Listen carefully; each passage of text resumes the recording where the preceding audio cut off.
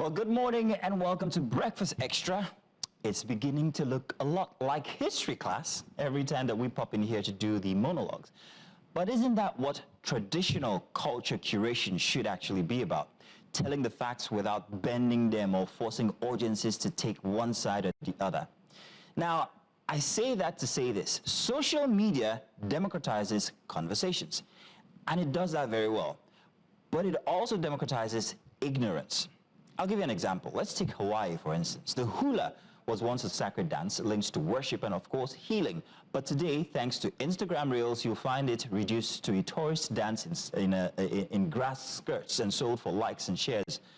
In India, millennial-old verdict chants are now remixed into 15-second TikTok background sounds. Yes, it's catchy, yes, but it's no longer sacred, not anymore. So now let's bring it back to Africa, Nigeria here. Ask the Igbo people, the red cap, it isn't just a hat, it's a title, a lifetime of respect and responsibility. And that backhand handshake, not for common people, but reserved for chieftains and men of honor. But on Instagram today, you'll see it being used arbitrarily here and there. Now, this is the danger of the digital age. When culture becomes clickbait, it often loses its roots because social media buries history faster than any colonizer could. And right now, in Yoruba land, that same thing is actually happening to the Yoruba culture. Because the latest battle trending online is not a new skit, nope, it's not a new scandal. It's the old rivalry between the Alaafin of Oyo and the Ooni of Ife. But what TikTok, Instagram, and Twitter serve you today as fast gossip is really a centuries-old story of thrones, treaties, and tampered tradition that cannot be told in digest form with the expectation that you will grasp the weight of the dispute and its cultural significance to the Yoruba people, and also the history of colonial interference. So, let's pull back the curtains once again. See, before colonial intrusion, the Yoruba world was clear about order. The Ooni of Ife sat in Ife as custodian of the sacred, keeper of the link to Dudua, the spiritual compass of the people. The Alaafi, on the other hand, of Oyo, well, he was the imperial engine, commander of armies, overseer of territories, head of a political system with checks and balances. There were two crowns, two functions, one spiritual on one side, the other worldly on the other side. No clash, no contest. It was like yin and yang, where both existed side by side to the benefit of the other.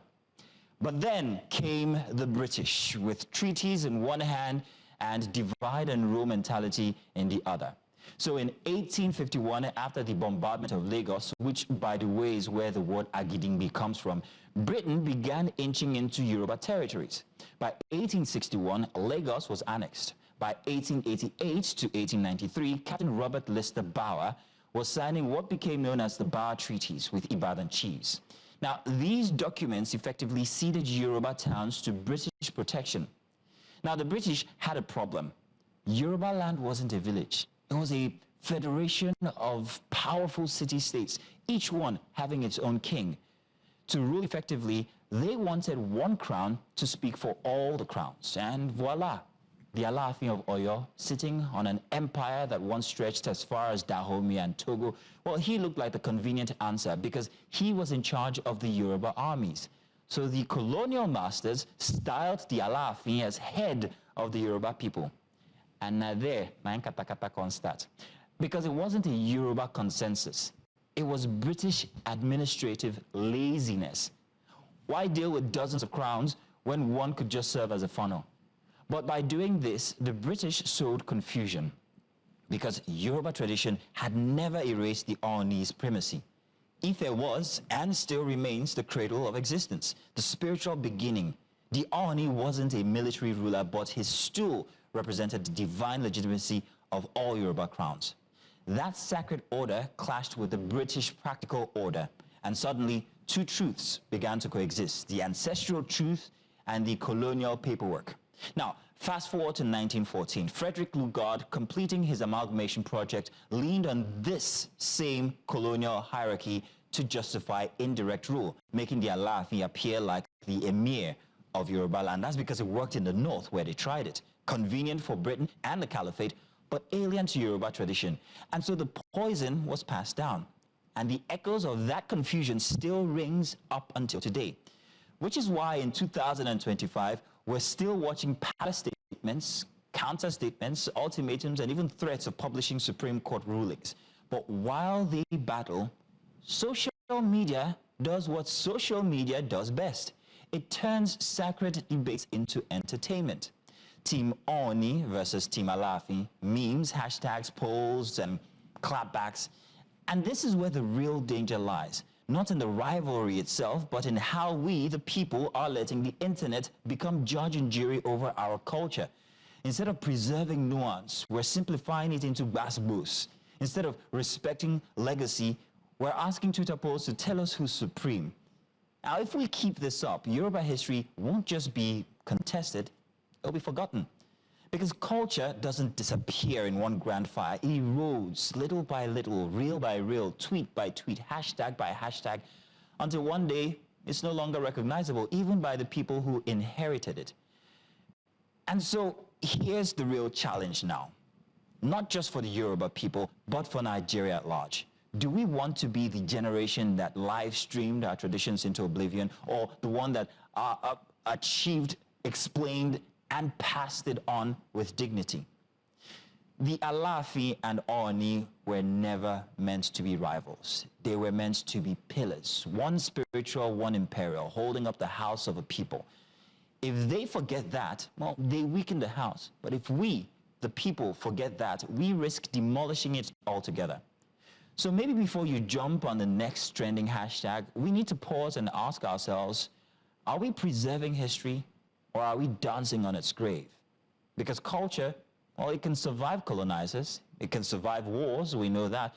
But the real question is, can it survive the internet? That, my friends, is the real supremacy battle. Remember, tradition is not Big Brother.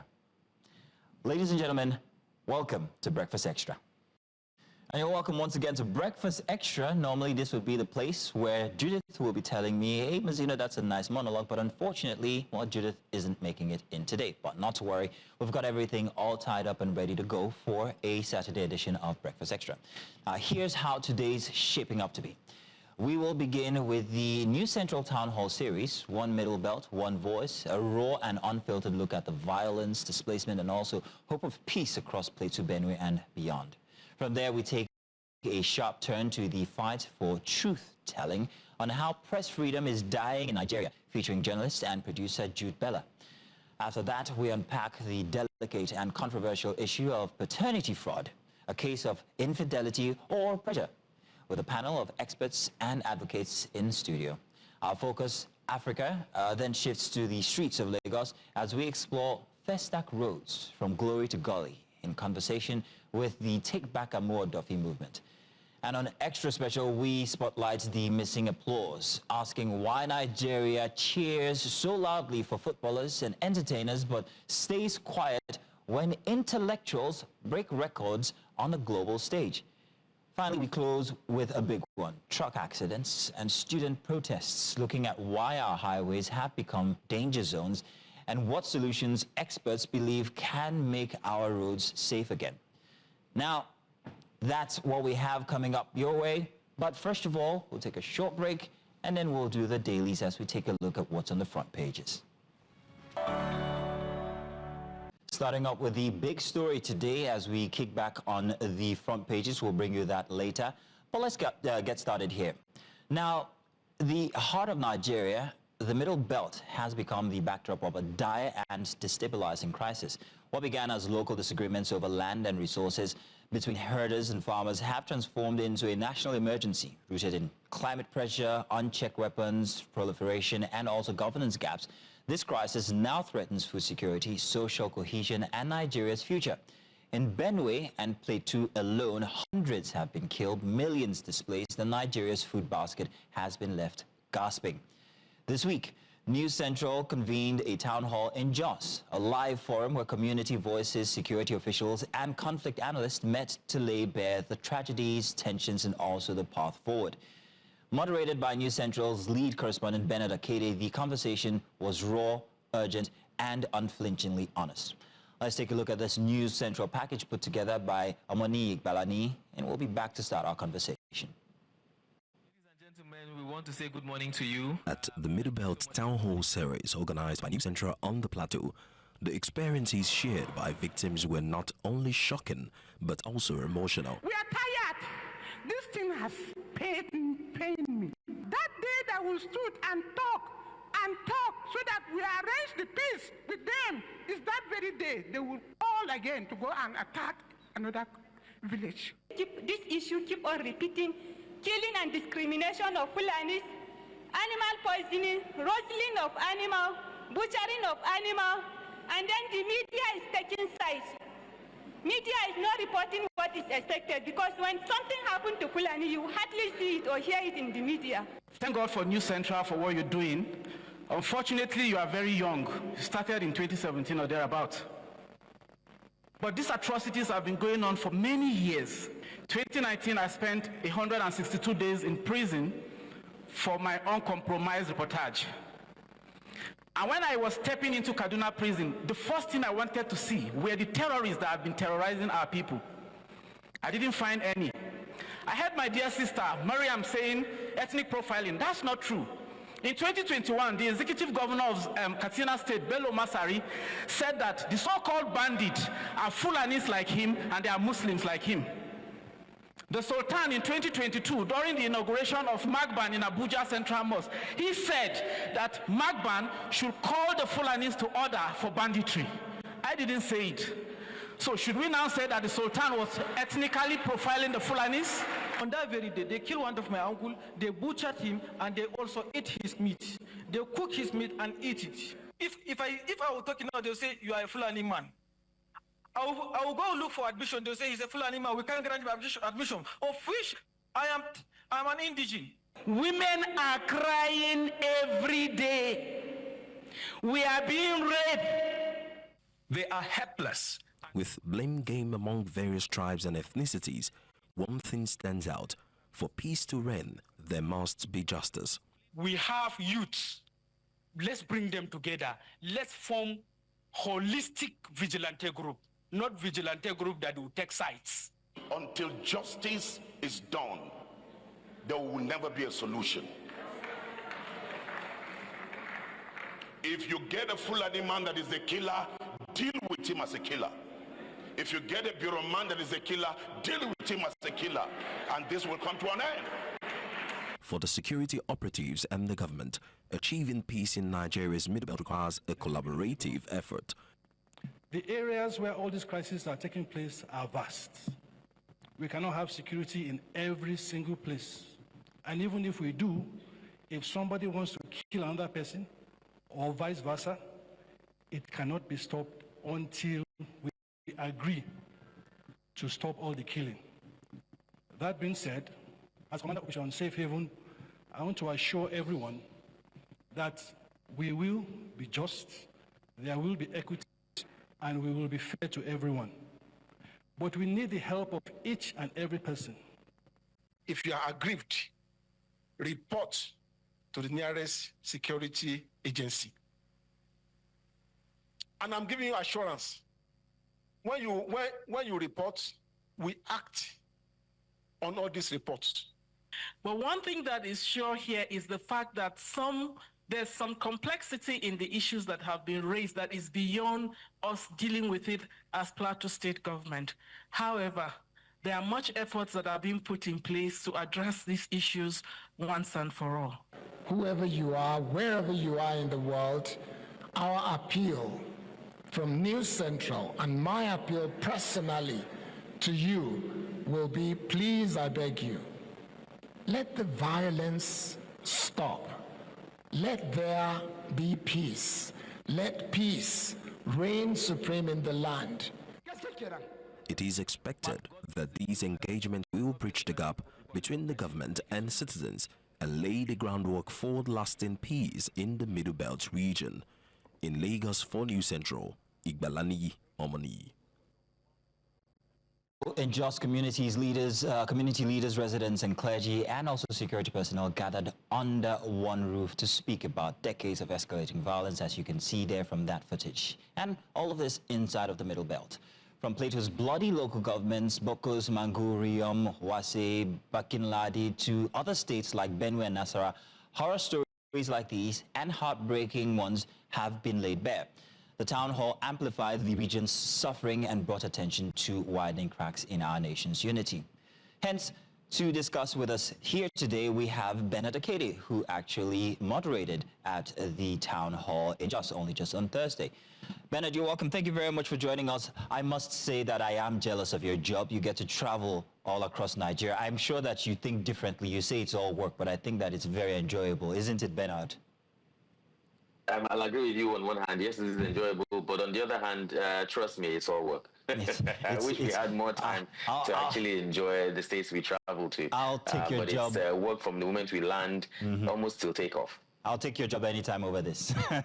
But tell us, what was it like when you met with the people who had grievances regarding the situation of things in the Middle Belt there at the town hall? Like you said in your introduction, Mazino, it was raw and unfiltered, I must confess. These are people who, like you also said, for decades have been directly or indirectly affected by certain levels of violence, you know, ranging from anything you can think of to everything you can think of. You know, people talked about rape, talked about maiming, talked about murders, having their farmlands destroyed, having their houses destroyed, having innocent children who know nothing about whether it's farmer-header clash or land grabbing or resource, resource harvesting, if you like. Children who know nothing about these things being burnt while in their sleep, you know, pregnant women being slaughtered, old men going to their farm and they are being killed right there on their farmlands. So this was a chance for all and sundry basically to come forward and speak of what exactly has been affecting them in ways that people have not seen or heard before. It was a chance for them to speak directly to government officials who are involved, to speak directly to security operatives. As you saw in that clip, we had the GOC, that's the General Officer Commanding 3rd Division, who's the head of Operation Safe Haven, which is a coming together of all the possible security operatives in the land, you know. So it was a chance for these people to speak out to those who, I wouldn't want to say have their destinies in their hand, but those who control the situation at the moment, if you want to put it that way. And I must confess to you again, to answer your question, it was quite touching. It was heart-wrenching. Stories that are rather heard and not experienced. As a matter of fact, stories that shouldn't be heard, you know, is what we heard on Thursday. And again, to wrap this up, it's coming from a region that used to be and should be peaceful. Plateau State is called the home of peace and tourism. And if you go there, based on the weather, the greenery, the mountainous regions, the landscape, you can see for yourself why it's called that. Unfortunately, it doesn't look like that anymore because of these killings. Bernard, let me welcome our second guest. We have joining us Ms. Iya Ichava, co-founder, CESO Empowerment Foundation and convener Middle Belt Concerns.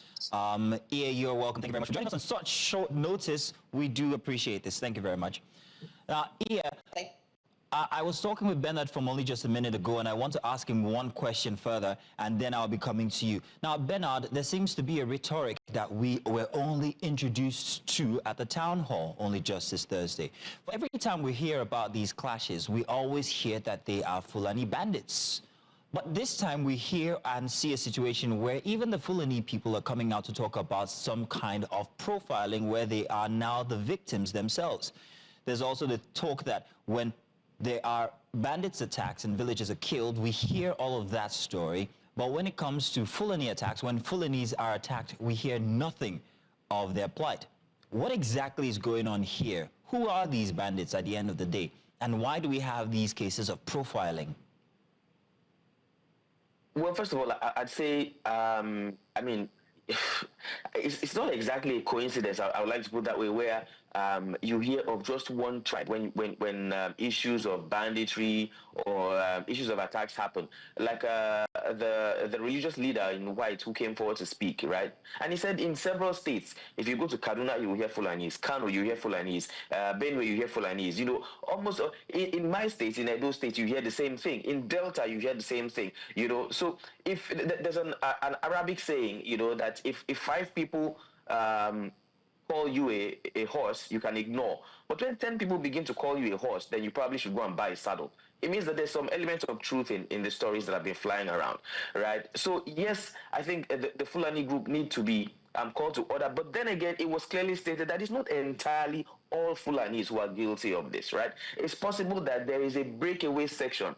There could be a fragmented section of this group that have eventually decided to take up arms.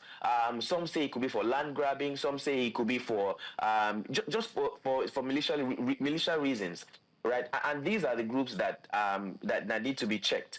However, the Fulani people who came, those representing the Fulani group who came forward, the young lady and the man who came and said there's been ethnic profiling and that there's not been just reportage by the media. To some extent, I think they may have a point because there's not so much information going out talking about whether or not the Fulanis are being attacked. I said to some extent, right? But generally, I wouldn't say that the media generally has profiled them and has neglected them. Because again, it was also stated at the town hall meeting that these breakaway factions, like I mentioned, attack everybody, regardless of whether you're Christian or Muslim, whether you're Birom or Jukum or Fulani.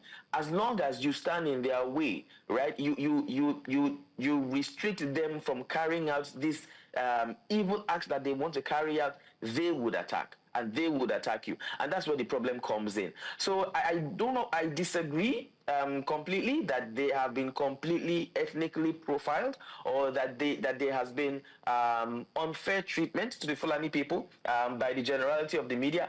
I think the media is just reporting what is coming out. I mean, if Fulani people, God forbid, are being slaughtered in their hundreds or in their thousands, I don't think any right-thinking media organization would overlook that, or would not publish that, or not print that, as the case may be. What is making it to the media is what the media is seeing and is what the people are putting out there. I think that's the best way I can put it. Okay. Now, Ia, let's come to you. Let's take a look at the balance between grief and hope here. You've followed the story across the Middle Belt. You also have a movement, and you've actually interacted with these people who have lost families, people who are in the eye of the, well, situation in the Middle Belt. Is there any hope at all? Do you think that forums like the New Central Town Hall actually serves the purpose of trying to get these people to express their grievances and also find solutions here? There's always hope. And the Town Hall series for us, as people of the Middle Belt, is a critical part of the journey in us being able to tell our stories, and in us being able to really put in the right context and tell the truth. I mean, we had survivors there. There were people, as Bernard has said, whether from Benue, the one in Makudi that happened, I think, in July, and then this one that's happened just this week. We had all the victims. We had a lot of victims there, different groups, and of course, the media being balanced and New Central being balanced. They also had the Mieti Alakatu Breeders Association and others who came saying they were also victims. And Bernard has very wonderfully addressed the issue of profiling. Now, profiling in of itself is not a bad thing. What profiling does, and Nigerians need to understand it and stop banding and throwing out words. I sometimes think that the Fulani militia and those who support them within the Fulani groups actually come out and plan this narrative where they'll start shouting, oh, we're being profiled, we're being profiled. Why are you being profiled? Why is it every time, as Prophet El Buba said, who was the speaker, and said he's a Fulani man, and he said Fulani all over the place. At every town hall on these issues, the people have said Fulani. These are eyewitness accounts. These are testimonies that can stand up in any criminal court, where the witnesses, the people who have suffered, the man, for example, Makudi's hand was cut off by Fulani headsmen. So let us call it what it is. It's the truth. It is now up to the Fulanis and the Miati Alakato Breeders Association groups to identify those criminals and terrorists within their midst and hand them over for due prosecution. Having said that this is part of that journey. For you to be able to achieve justice, there must be truth. One of the things I noticed, and this is where, for me, there is hope, but we also need to take very solid action, because after all the town halls, what next? When you hear the GOC army, you hear the police, in Benue, the police and the army didn't even show up at all. And that was simply because the Benue state government did not want that town hall to hold. They spent hours the night before trying to tell us that, or trying to convince some of the stakeholders and the organizers that it was going to be a security threat. And it had to be explained to them that this is a survival of the top. So first and foremost, the government, in some of our governments in the Middle Belt, and this has been said several times, have tried to downplay this genocide that is going on in the Middle Belt right now. For what purpose, I don't understand. That is one. So Benue State particularly, even the media, it has been downplayed until News Central and a few other brave journalists and media houses began to throw light on the issue. And even then, Benue News Central, some of the organizers, they were trying to intimidate them into not holding that town hall. So let us be very clear that there are also political issues at hand. But let me come back to the issue of our security agencies. And Prophet Abuja again made the point, as did Stephen Keppers, one of the journalists, publisher of Middle Belt Times. We keep shouting, we want peace, we want peace, we want peace. Let's not have violence, let's not do this one, let's not do that. The very nature of any state and the very nature of human beings is that there are those who will do good, and there are those who will do evil. Any state, what it's sought, will make sure that those who do evil are held accountable. And so when our security agents come and start telling us, oh, we want peace, let us all live at peace, it's not their job to be peace preachers.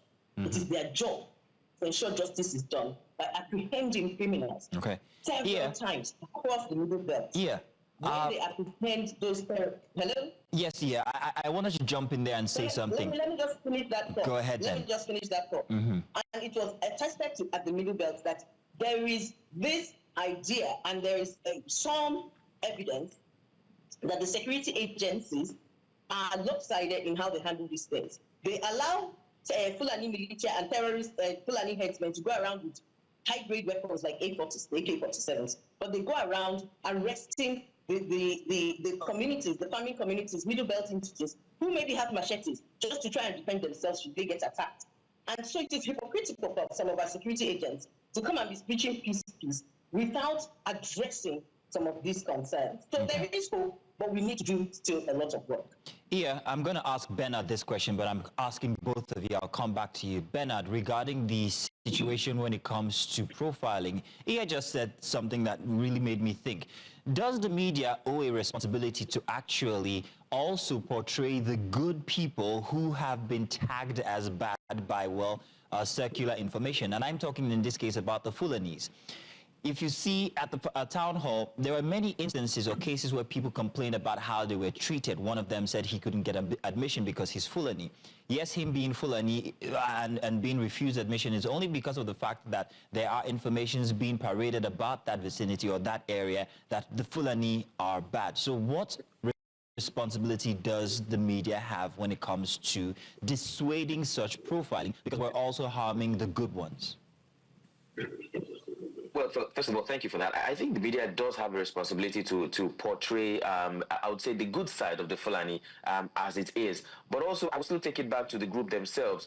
They also owe it as a responsibility to themselves, and the well-meaning Fulani people around the globe to come forward, right, and spearhead this change. Already there's I wouldn't call it a stigma, but there's a stain on the Fulani name, right, such that the moment you see somebody herding, would I say, a flock of cattle or a flock of animals, the first thing you'll say is Fulani. And the moment you mention that word, that term, there's a stigma attached to it already because of what's going on. So while the media can do what it can do in terms of portraying, I would say again, the good side of the Fulani, I think they themselves owe it as a duty to themselves and to the rest of the world to show that they are not, that this is not an intentional thing, if you want to put it that way, that there's a breakaway faction possibly that is causing this mayhem across the country. Now, somebody like Prophet El Buba, who came forward saying he is equally Fulani, but he's been using his own platform, his church, his social media platforms, the microphone each time he holds it, to talk a bit against the evils that are happening, or the evil that is happening from a certain militia group of the Fulani. He is one person who is using his platform to do that, and the media constantly goes to him, or he also comes to the media. I think the rest of the group should do the same by coming to the media, giving the media the chance. When you say the rest of the group, it now makes it seem like as if the authorities, the police and the army can sit back and then, the rest of the group should take care of their name. What about the accountability that Ia just spoke about here? Are they arresting people? Have people been brought to book? They were at the town hall, weren't they? What did they say about accountability and people who have been caught? Are people in prisons? Are people in jails? Are people that are awaiting judgment?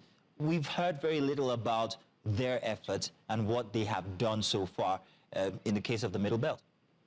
Exactly. I was getting to that. Now, I was going to say that if the security operatives have not been apprehending the so-called criminal elements among the Fulanis, then there's a question asking, what have the Fulani themselves been doing in the case of, or in trying to push out these criminal elements, so to speak? I mean, if you live in a compound, and I'll use this narrative, or rather this analogy to explain. If you live in a compound or a village, small niche community where everybody knows everybody, but at some point, some kind of, evil begins to creep up from that compound, I think it's not out of place to say that those of you who want good to continue to thrive can push out the evil ones so that security operatives can eventually apprehend them. If the security operatives say it's difficult to find them, that's one. But secondly, of course, yes, there have been claims that the security operatives have been either lackadaisical or have been taking sides or have, for some reason, just been turning a blind eye towards what the issue is. So yes, that's where the question now comes in.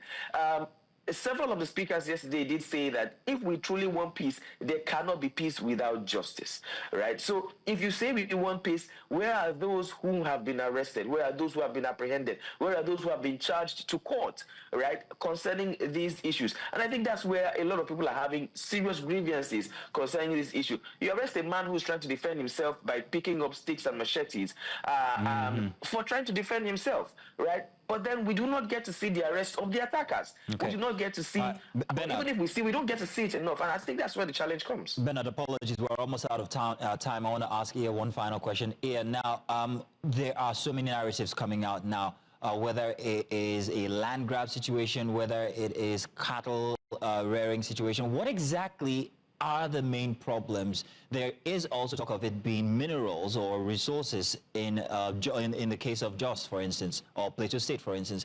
But what exactly is at the heart of these attacks? Well, that just goes to show you, at the heart of these attacks, to be honest, it's state failure of governance.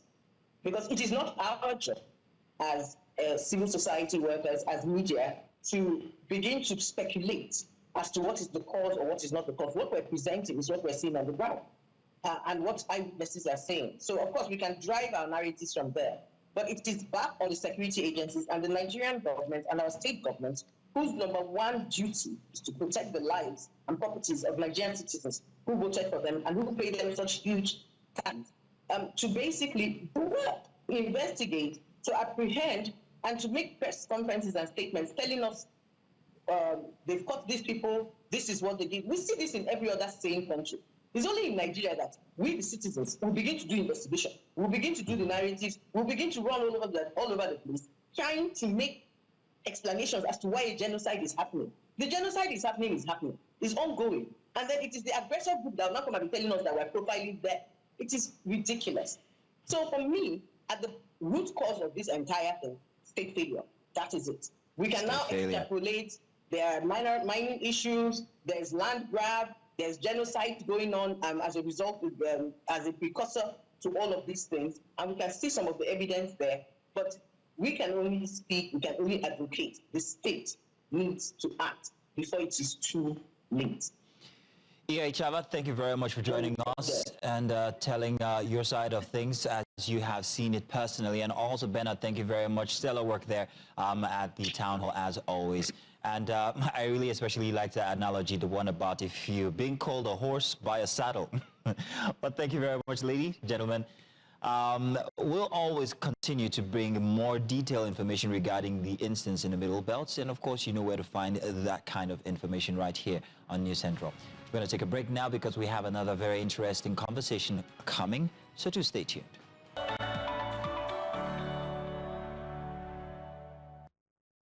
Another big story here for Breakfast Extra. Nigeria's press once thrived as the voice of its democracy. These days, that voice is being stifled, not always by soldiers in the newsroom, but by laws, legal threats, and also security agencies. Now, over the past decade, our country has experienced one of West Africa's steepest declines in press freedom, raising red flags about the future of public accountability and the right to know, well, in response, Declassified launched a documentary diagnosis called How Press Freedom is Dying in Nigeria. Hosted by Jude Bella, it doesn't just air concerns, it amplifies the lived realities of journalists under surveillance, smear, and arrest, even when operating within constitutional rights. This is a fight for soul of storytelling in our nation.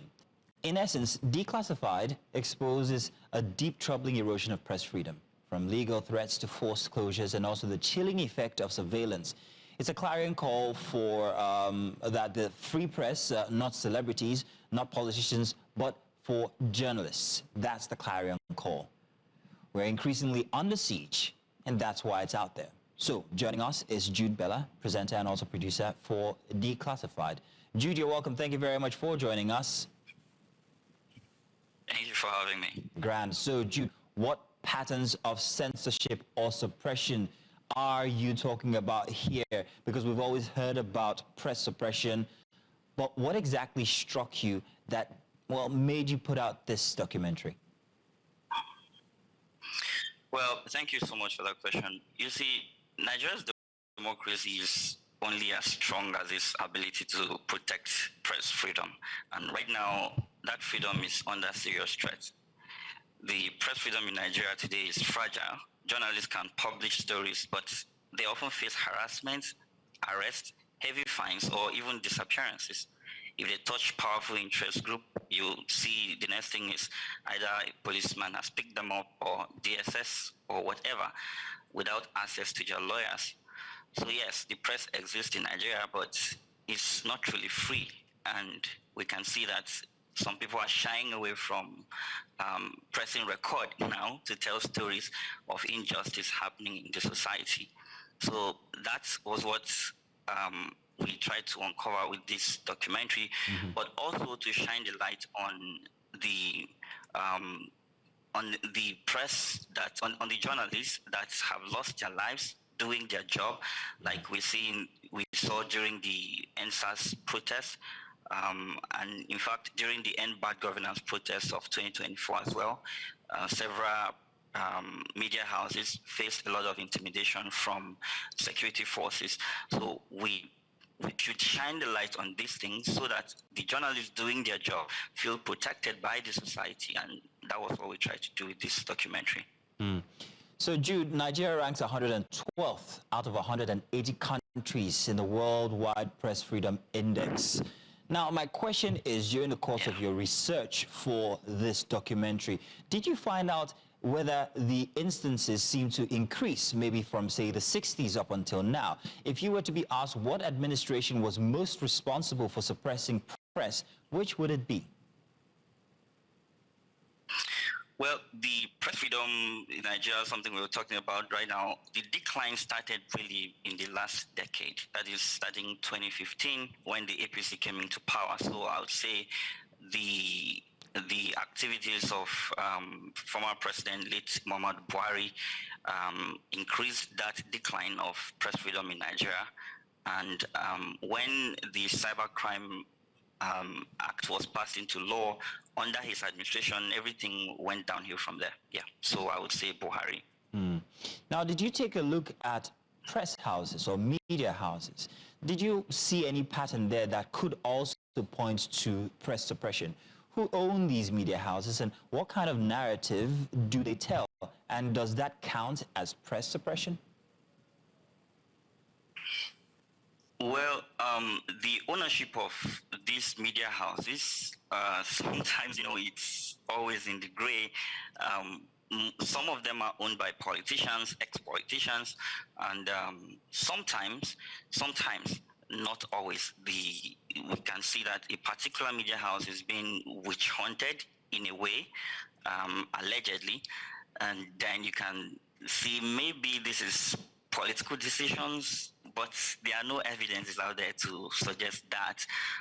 Some other times it's the journalists themselves, because one, we can say media house is owned by a particular politician. It doesn't really mean the journalists there are owned by these politicians.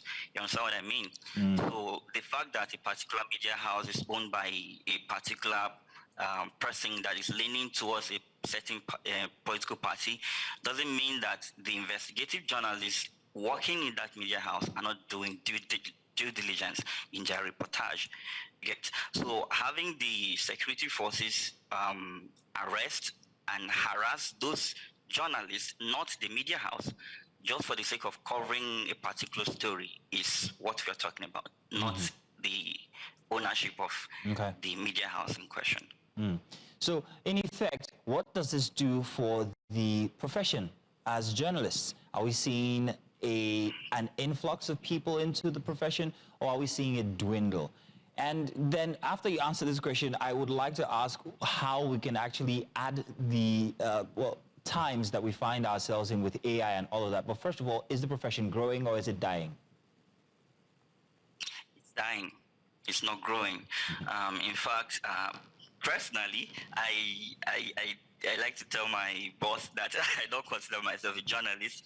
I love to do research and I read these stories, and when they touch me, I go into it and try to tell these stories as best as I can. But how about the people in the field doing the investigative work? I spoke to a colleague one time who had to go into Kaduna to report on the genocide happening in southern Kaduna. And for every time he was there, he told me how scared he was for his life. And at a point, he feared some people were following him. So in situations like this, I'm not sure this encourages anyone to jump into a field that can get you killed. So I think people are leaving journalism in Nigeria, and the reasons are there for everyone to see. So what's the second question again? Well, my second question, I hadn't asked it yet. What I wanted to know is, we find ourselves in an age where we have plenty of infusions, from AI to,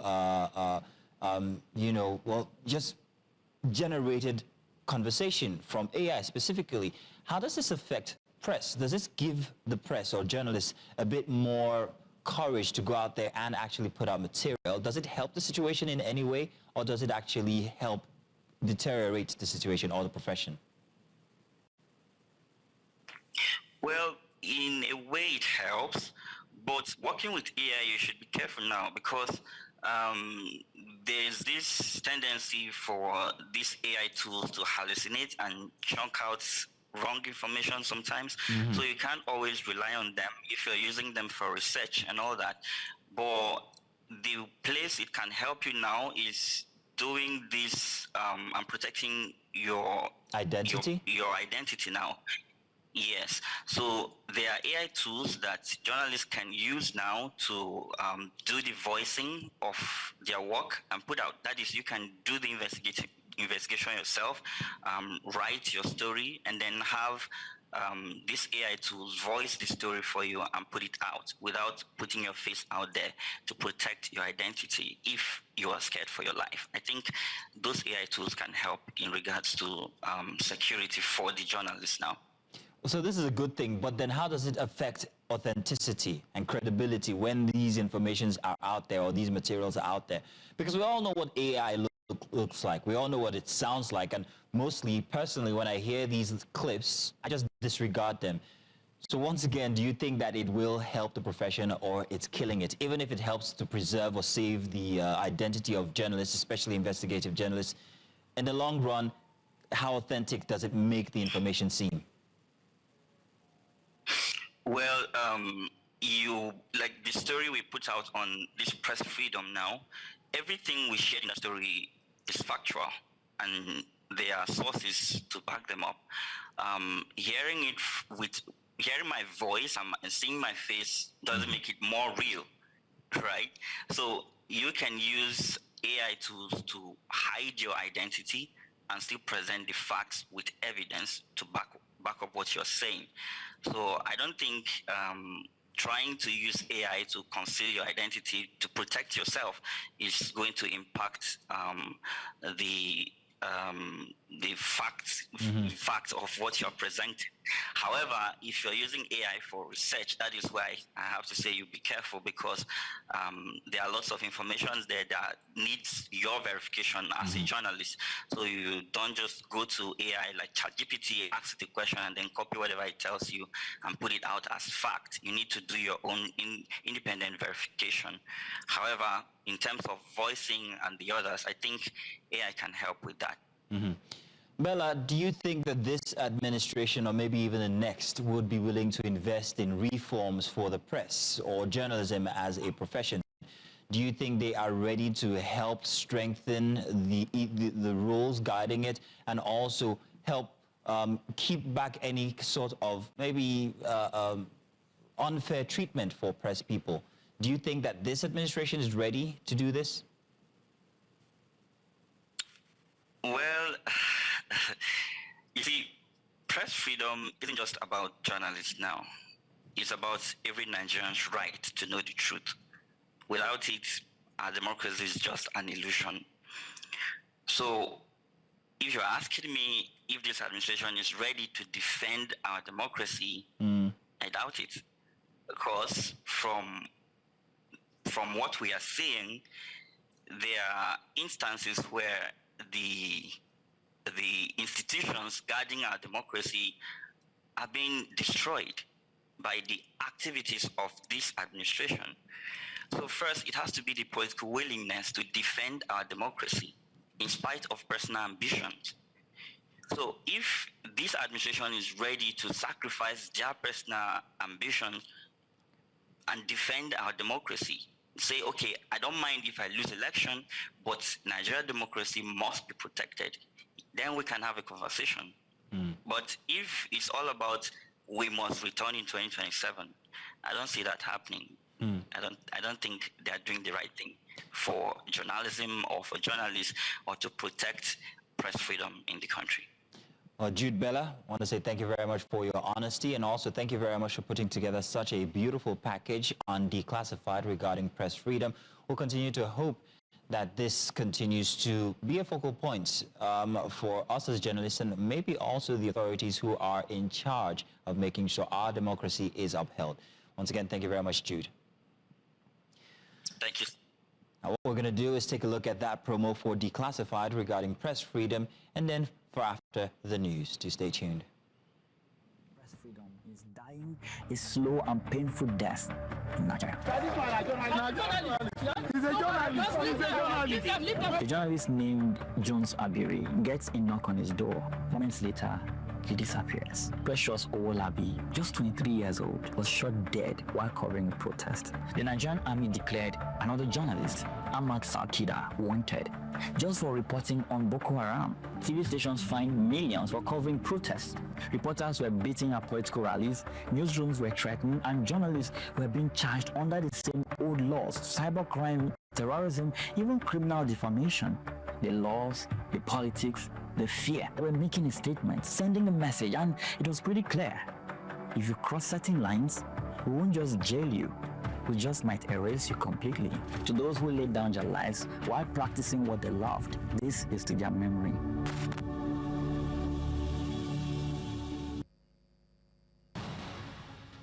Morning, my name is Mazino Appeal, and these are the headlines inside of Breakfast Extra. Now, the government of Japan on Thursday named the city of Kisarazu as the hometown for Nigerians willing to live and work in the country as part of its strategic efforts to deepen cultural diplomacy, promote economic growth, and enhance workforce productivity. Under this new partnership, announced on the sidelines of the 9th Tokyo International Conference for African Development, the Japanese government will create a special visa category for highly skilled, innovative, and talented young Nigerians who want to move to Kisarazu to live and to work. Artisans and other blue-collar workers from Nigeria who are ready to upskill will also benefit from the special dispensation visa to work in Japan. Now, the Independent National Electoral Commission has recorded a significant milestone as over 500,000 Nigerians have re-registered online for the continuous voters registration exercise within just 5 days of its relaunch. This update was shared on Friday in Abuja during the official launch of INEC's nationwide voter registration sensitization campaign, aimed at encouraging more citizens to register and participate in Nigeria's democracy.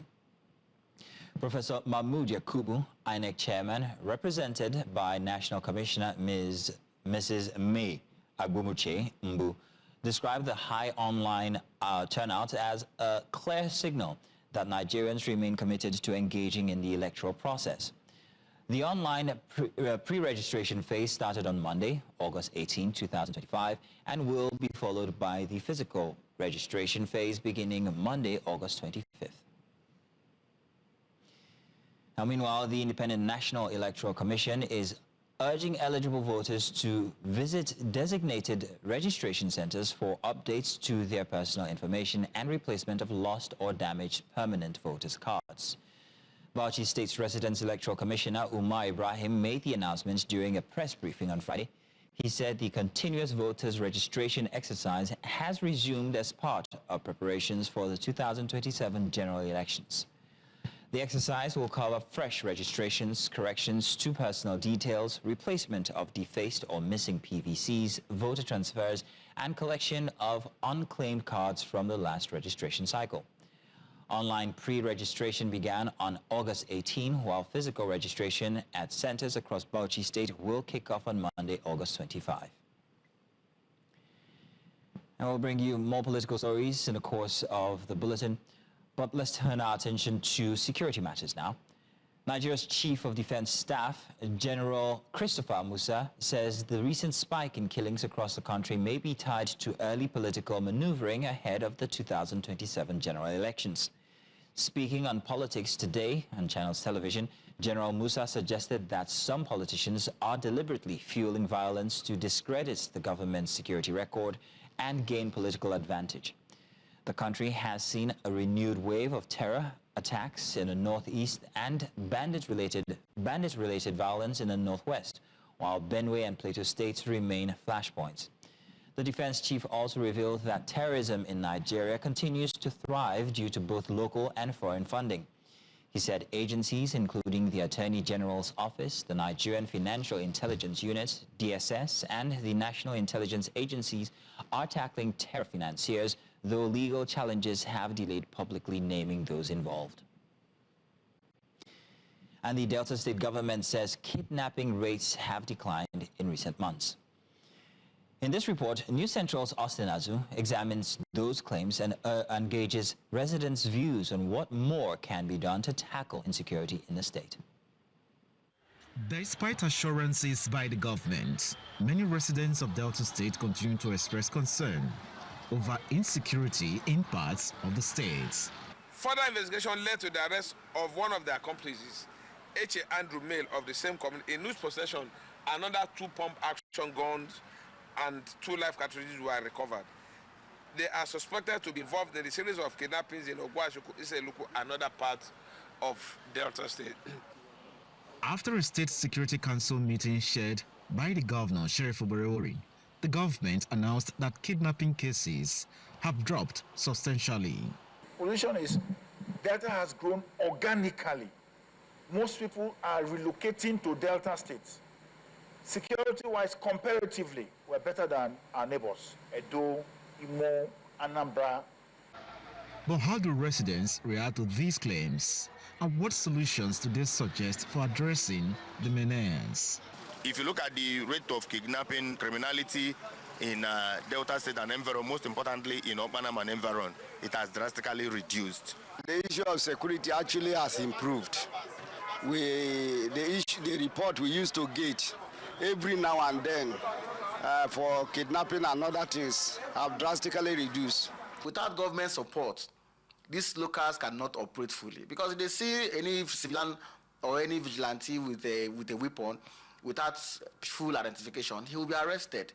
So it's like now you are fighting for the government, and government will from the back, and then they get into trouble. So for them to operate fully, for the locals to operate fully, they need a government backing and government support. And that's what we are advocating for the government to do more.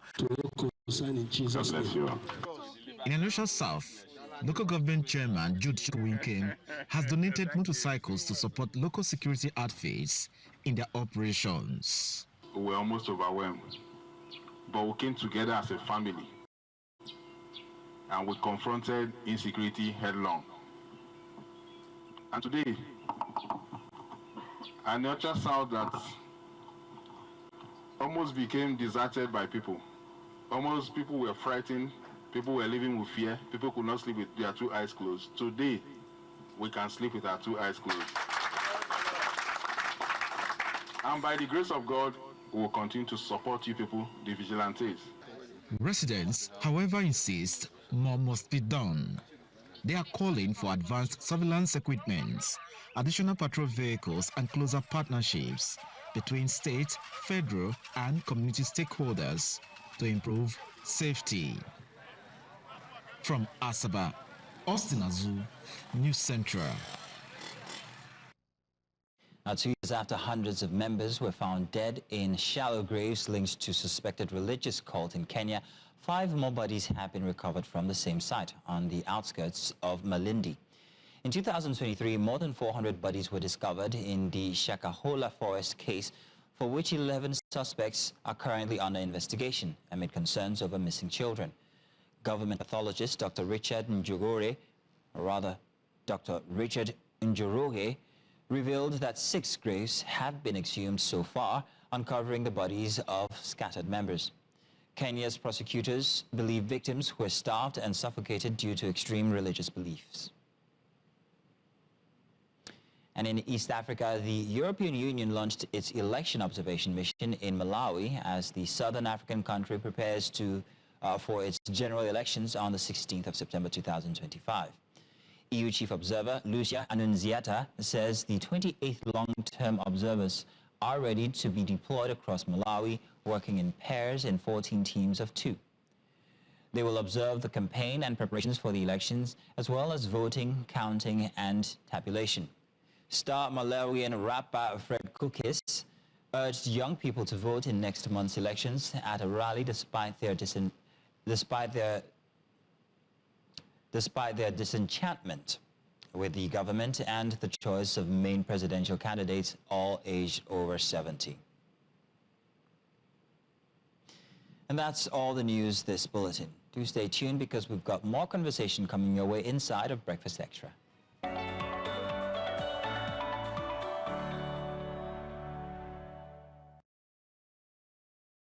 Welcome back again. Still Breakfast Extra here. Our first conversation inside the second hour. Now, Nigeria has earned an unusual ranking. We now sit as the second highest country in the world for paternity fraud, only behind Jamaica. Now, that means for every DNA test conducted, an alarming number of men are finding out that children they've been raising may not actually be theirs. But what's driving this? Is it a matter of infidelity, women choosing to be unfaithful, or is there a deeper cultural truth here? In a society where a woman's value is too often tied to her ability to bear children, many buckle under pressure. Broadcaster and lecturer Funke Treasure Anike Ade once noted, many men are the issue, but will egotistically refuse to check or admit, even when they know they are the problem. So could it be that women, unable to confront infertility issues openly, feel compelled into desperate choices?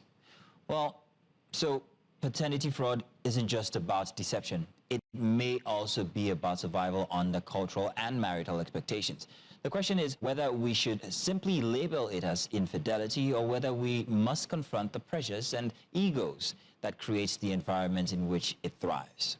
So joining us today to have this conversation, we have Elizabeth Digia, Operations Manager at Smart DNA.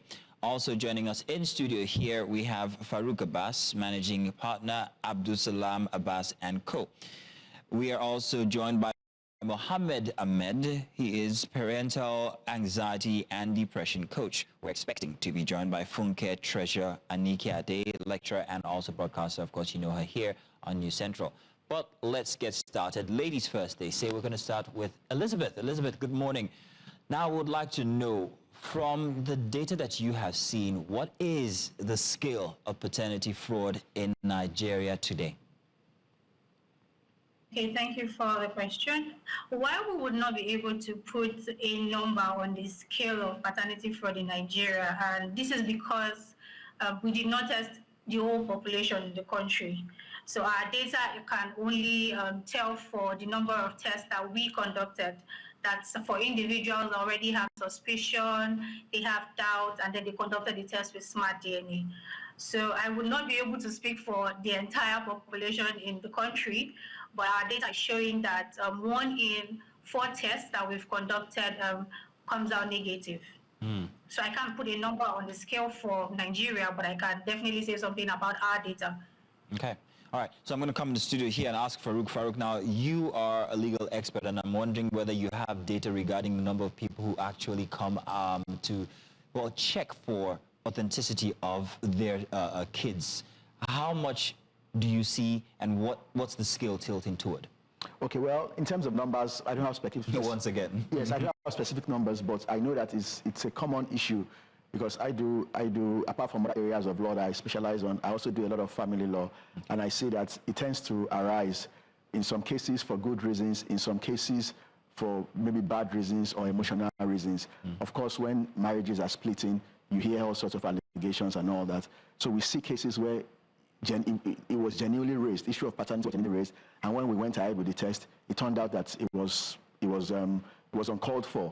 Although there were reasons to doubt, there were suspicious, maybe there was infidelity and all that. But when tests were eventually done, we see that it went out very well. And we've also seen cases where you can tell that it's from a place of malice.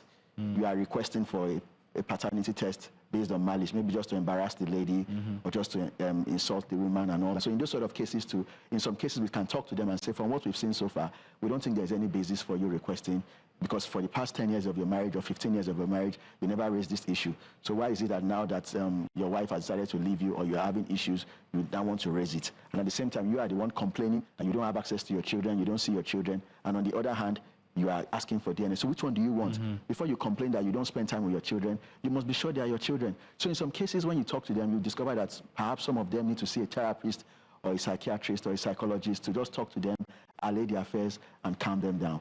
But when you see, also in cases, we've seen genuine cases where you need to check because of the peculiar facts of the case. For example, now you have a spouse who is always telling lies about their location, and you've gotten multiple evidence that they're always with somebody else. In that sort of case, if you are not sure, then you check. Or you have someone who just came out from a relationship. So are you seeing an increase in that kind of case? Oh, yes, yes, significant. And what's the root cause, do you think? Because, I mean, at this point, I guess we can call it infidelity. So what's the root cause of infidelity currently leading to paternity fraud? What's the root cause? Yes. Okay, so when it happens, do you mean what's the, like, what solution, what's the root cause? What I'm asking is what's causing this increase in the numbers we're what's seeing? causing the increase in the numbers? So there are multiple factors. Number one is lifestyle issues. Lifestyle issues causing it because, there's a lot of moral decadence in the society. People go to nightclub, what they watch on social media, people are not well dressed, people keep bad company. If you go anywhere you go to, there's like things are jumping at you. So there's that. There's number two, there is lack of family values. You see now some people say their wives are living in Canada or London. They travel 4 times in a month. They say they will go once in a year or twice in a year. Or the husband is living in Abuja, the wife is living in a place. You don't go regularly. There's a dislocation of the family. And there's also lack of morals. There's no moral yardstick. like some people might have had multiple partners before they came into the relationship, so they are coming with certain kind of baggages, and you didn't assess, you didn't do your due diligence very well or your findings very well, and you jumped into it. And there's also office not having boundaries, not setting boundaries. People at work don't have boundaries. You see some people, they call themselves office husband, office wife, you know. And when there's no boundaries, infidelity doesn't just start at once. It starts from chatting, it starts from admiring, it starts from spending time together. I'm dropping you at the office, I'm doing this, I'm chatting with you. So it's lack of family values and lack of enlightenment. So it's not like as if things are changing. Maybe I should ask Mohammed here. Mohammed, if you were listening to Farouk's submission there, and I'm wondering, these things have always been there. We've always had these issues. We've always, our fathers went to the clubs. Our fathers had a mixture of friends. Our fathers worked in offices. So did our mothers as well. But what's happening now? Is it any different? What's causing the increasing rate of infidelity, Mohammed? On points, I'll still have to just weigh in on the submission. So if we look back at history, if you look at the African culture, it's been more of a polygamous system, you know, and the ties of the lineage of a child, you know, is strongly associated with inheritance and, you know, those are very strong cultural ties. So with the rise of, would I say, individualistic cultures, where we do not have that African-centric kind of setting where we sit and, you know, there are controls, you know, and so with that has led to the proliferation of the family structure. A lot of people are shying away from the issue of monogamy, polygamy. Okay, but I'm going to say this because imagine a man who has a low sperm count, okay, and who probably with his wife have been managing this for years, but the wife is probably not ready to say it out for some stigma or shame, and she seeks an alternative because he himself is not able to help himself. He's not ready to seek for help. You know, we have several cases too. Also, from the relationship viewpoint, we have taken religiosity into the space of sexual satisfaction. A lot of people who are religious leaders, or even ordinary corporate elements, individuals who are probably busy with work and all, have neglected their rights towards their wives. And then even some wives even want to even, you know, show their talents or probably demonstrate their sexual energies, but then the shame of don't see me as Olosho or something. So we need to break those, we need to have more sexual expressions in our marriages, you know, beyond the dislocation of families, you know. So Mohammed, we need to have more sexual expression. Yes, Mohammed, I hear you there when you talk about sexual expression and the fact that in our African culture, that part of our expressions are stifled, that we see it as, it's not something to be, you know, don't be heard talking about, you know, sex or what you like when it comes to sex or how you like this or that, what your preferences are. But Elizabeth, I'm still coming back to you for more details, but I wanted to introduce Funke Treasure and Nike Ade. She joins us now. You know her here on New Central, lecturer and broadcaster. Funke, you're welcome. Thank you very much for joining us, Funke. I'm going to start by putting you straight on the spot because, Funke, you were quoted as saying men are getting what they deserve. If you would please explain what you meant by that, Funke, if you don't mind. Yeah, that's fine. Good morning, everyone. Good morning, everyone. Yes, indeed. I say that because, I mean, a woman would not get into paternity fraud on her own. It takes two to tango, first of all. Secondly, when in a marriage relationship, you have a man who will not be available for testing, like you're going for an IVF, and your man is saying there's nothing wrong with him. There is nothing wrong with him. You are the problem. And you know, society has socialized all of us into the belief that if there is any problem about infertility in a marriage, you know, it has to be the woman. You're the one who has the problem. And so if the woman discovers that she doesn't have a problem and the man is not agreeing to go through the process with her, she will try outside. And if she tries and she gets pregnant, first child, guy doesn't know what has happened. Woman has the child. Nobody is vilifying or victimizing her anymore. She'll try a second time and then a third time. And that's where you will find that they say, all 3 children are not his. Have we tried that guy? Have we tested that guy if he's fertile? That's number 1. Number 2, the man outside who tangles with a married woman. You know what you're doing. You know the implications, all right? But then you go ahead and then we end up with paternity fraud.